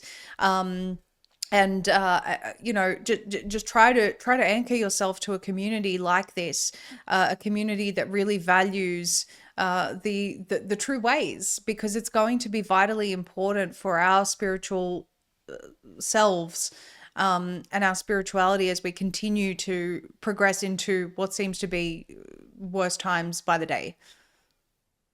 No, I mean, Elder Ephraim is such an important saint. I mean, Metropolitan Neophytos told me, I mean, to my face, he said Elder Ephraim was the greatest saint to live in the 20th century. I went to monasteries in Cyprus, and it was just, just walking around late at night. This is 2024. I mean, I became Orthodox 1 month after Elder Ephraim reposed, and I'm walking around this monastery in rural Cyprus at like 3 in the morning, and they have this closet, and suddenly on the wall there's a huge icon of Elder Ephraim. And then I'm going to Russia, and I was at the Donbass, and I watched two orphans that had been rescued from the war zone get baptized into Holy Orthodoxy. And I'm talking to the priest afterwards. And usually when I'm talking to these people, I'm talking to them about, oh, I love this country. There's so many Orthodox saints. Tell me about your favorite saints. What relics you have at your church, because it's these are Orthodox civilizations. But then I tell them I'm from Texas, and I tell them, I've been to Arizona, these places, St. Anthony's Monastery. He's like, oh my gosh, you're from, the American South. There's so many of Elder Ephraim's monasteries. This is a Russian priest. He's telling me, he's like, someday I need to come to America, and I can be as lucky as you to see these places. And it was so crazy to see a priest from an Orthodox country telling me, an American, that he was so excited to come to my country to venerate a saint and venerate, his relics and these sorts of things. So incredibly important saint. He, of course, prophesied and talked about St. John Vitatsis, the monasteries of Elder Ephraim. They commemorate St. John Vitatsis at the end of every liturgy. So very, very near and dear to my heart. The miracles of Elder Ephraim are endless. And like I said, he's beloved across Russia, across the Serbian world, across Greece, obviously, across Cyprus, across the Syrian church in Lebanon, all over the Orthodox world. Everyone knows and loves Elder Ephraim. And it's clear that we were gifted this sort of prophet, this evangelist of these latter days. I mean, 17 plus monasteries across the United States and Canada. That's a huge, we went from having almost no Orthodox monasteries in America, some set up by the Russians, Seraphim Rose, these others, to having this massive deposit of true pious Orthodox. And you mentioned the Jesus prayer. I mean, before St. Joseph the Hesychast, who was the spiritual father of Elder Ephraim, the Jesus prayer had almost died across the Orthodox world. There was no hesychasm. People weren't saying it on Mount Athos. People weren't saying it around the world. Some people in Russia were saying it, in secret, whatnot, but it was not this big thing. But now, it's been completely reignited, and we went from having almost nobody saying it to now dozens and dozens of monasteries across the West, across Greece, across Russia, across America are all saying the Jesus prayer. They understand the importance of hesychasm, the importance of, true first century Christianity. So just a perfect example of how, yes, things are getting bad. Yes, we're in World War III. As Metropolitan Yophitos says, he's like, it's time to prepare. This isn't hypothetical anymore. It's all real. But God still gives us these gifts. God still sends us these angels, whether it be literal miracles by, archangels themselves, or it be, these saints, these people like Elder Ephraim, St. Paisios, St. Ephraim of Katunakia, Seraphim Rose. I mean, I think Metropolitan Yophitos himself obviously is one of these people that God has given to us in this time to use the technology that we have available to us. So as much as this stuff might be scary to people, truly, like I said, don't despair. You were not meant to be born at any other time than this. God has a plan for you. Yeah, absolutely. I love that, Conrad. I love that we've ended on that. As far as Metropolitan Neophytus goes, he is also mentioned in the book towards the end of the book, and I really do encourage people to listen to his talks. They all have subtitles on YouTube, or most of them. He talks about Ukraine, the New World Order, depopulation, vaccines, the altering of DNA. He has such a deep understanding of these matters. And I want to also, I should have said this at the outset, when I got the first edition of this book, because I have the second and the first edition, which I'm very grateful for. But when I got the first edition, I reached out to David Patrick Harry and I said, oh, I have to read this and do a stream with you on it. And I never did. So I want to apologize to David Patrick Harry and give him a shout out. And I'm sure I'll speak with him soon. But I want to encourage everyone, if you want to get a copy of the book, this is not sponsored or anything. I just really do think it's a very important resource for people. You can go to the eschatonvigil.org. That's ESCHATON vigil.org. Go to the shop, and there is the second edition, which is sort of expanded, and I won't get into all the details, but it's a second edition, so it's the most up to date, and that is where you can get yourself a copy, and it potentially for Christmas gift someone one as well. I think that it is just like I said, an incredible resource, very, very sobering read. I read through that, Conrad, and it just sort of hit me like a ton of bricks, because like you, reporting on the developments of the world all day, every day, I'm sure that there's an element of trying to, separate yourself for the sake of sanity from these events. But actually, we need to be very, very sober about them and understand, how similar it is to the times that the saints were describing. What do you want to end on? What do you want to say to the audience? No, it's good that we shouted out the book because, again, I've had Jonathan on my show several times. He is, the eschaton vigil.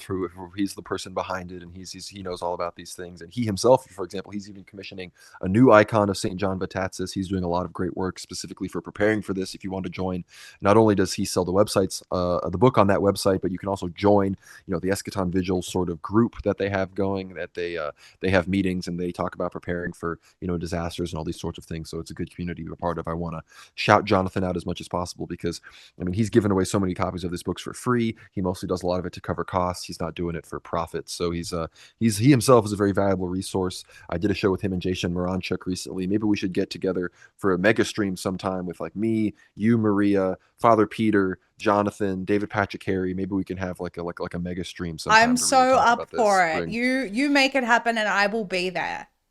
I will, because we need, those are the main people that are really bringing the news of the prophecies, to the forefront. And especially as things escalate, I think it's important that we kind of come together and make sure we're all on the same page, reading the same sources, trusting each other and everything like that. That all being said, I want to thank you for having me on. This was a fantastic conversation. I think we could keep talking about this for a dozen more hours. It would never end, but I think those are the best kinds of conversations. If anybody likes this kind of stuff, I would really encourage them to check out my show. I talk about this every week, multiple times, whether I have behind my paywall show or on my main show. It's called World War Now. worldwarnow.co is where you can find it. You can follow us on X at World War Now _ as well. You can follow me on X at GnomeRad. It's like a garden gnome with a G. Yep, that's me right there.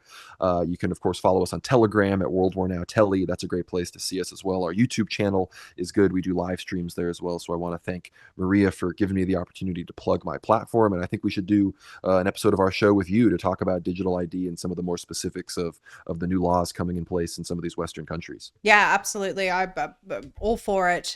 This is something that I'm particularly passionate about when it comes to digital ID, biotech, all of this sort of stuff, and how it actually ties in with all these prophecies. It's pretty terrifying when you start looking at this stuff. So grateful for your time, Conrad. I really am. Again, the website where you can follow as well is worldwarnow.co, and subscribe, follow Conrad on X. Again, that account is GNOME GNOME rad, or World War Now on X as well. And now you recognize me from the Twitter profile picture, so people know it's this. I wear the hat. I'm just really grateful for your work. I'm grateful for your determination and all the effort that you put in to all of this knowledge and your time today, Conrad. And we'll definitely do it again, because we need to all be very sober and ready for the times that are coming. Thank you so much. Really appreciate it. Thanks, Maria. God bless. God bless. Z Media is proud to partner with Aussie businesses that support freedom and believe in you and your family getting the best possible nutrition you can. Stockman Steaks is a third-generation family meat business supplying direct from freedom-loving Aussie farmers with pasture-raised, non-genetically modified, humanely raised local meat. Their meats are guaranteed mRNA-free. That's right, no mRNA in these grass-fed, antibiotic, hormone-free animals. By buying from Stockman Steaks, you'll be supporting Aussie farmers who share your values and are committed to giving you the best quality meat. Head to their store to see their delicious range of carefully selected meat boxes or create your own. Visit stockmansteaks.com.au/Maria. Support businesses that support us and give your family the nutrition they deserve. Are you protected in a world where threats of EMPs, solar flares, 5G, and all types of EMF are interfering with our very existence? Escape the grid with Escape Zone, bringing you the highest quality Faraday technology for ultimate preparedness. Choose when and where your devices are detectable. Faraday bags protect you from EMPs, car theft, card and device skimming, identity theft, tracking, Bluetooth, and GPS. Choose from premium mobile Faraday bags, crossbody bags, laptop bags, and even women's handbags, or opt for the optimum protection with a ballistic backpack, combining cutting-edge Faraday technology with a ballistic 3A Kevlar for the ultimate protection and preparedness. Now you can also protect from EMF with their top-notch EMF beanies and blankets, shielding you from some of the most harmful frequencies in our environment. Whatever your needs are, Escape Zone has you covered, and their range is perfect for personal use, family use, or even as a gift for someone you truly care about. Visit escapezone.com/pulse and protect you and your loved ones today. That's escapezone.com/pulse.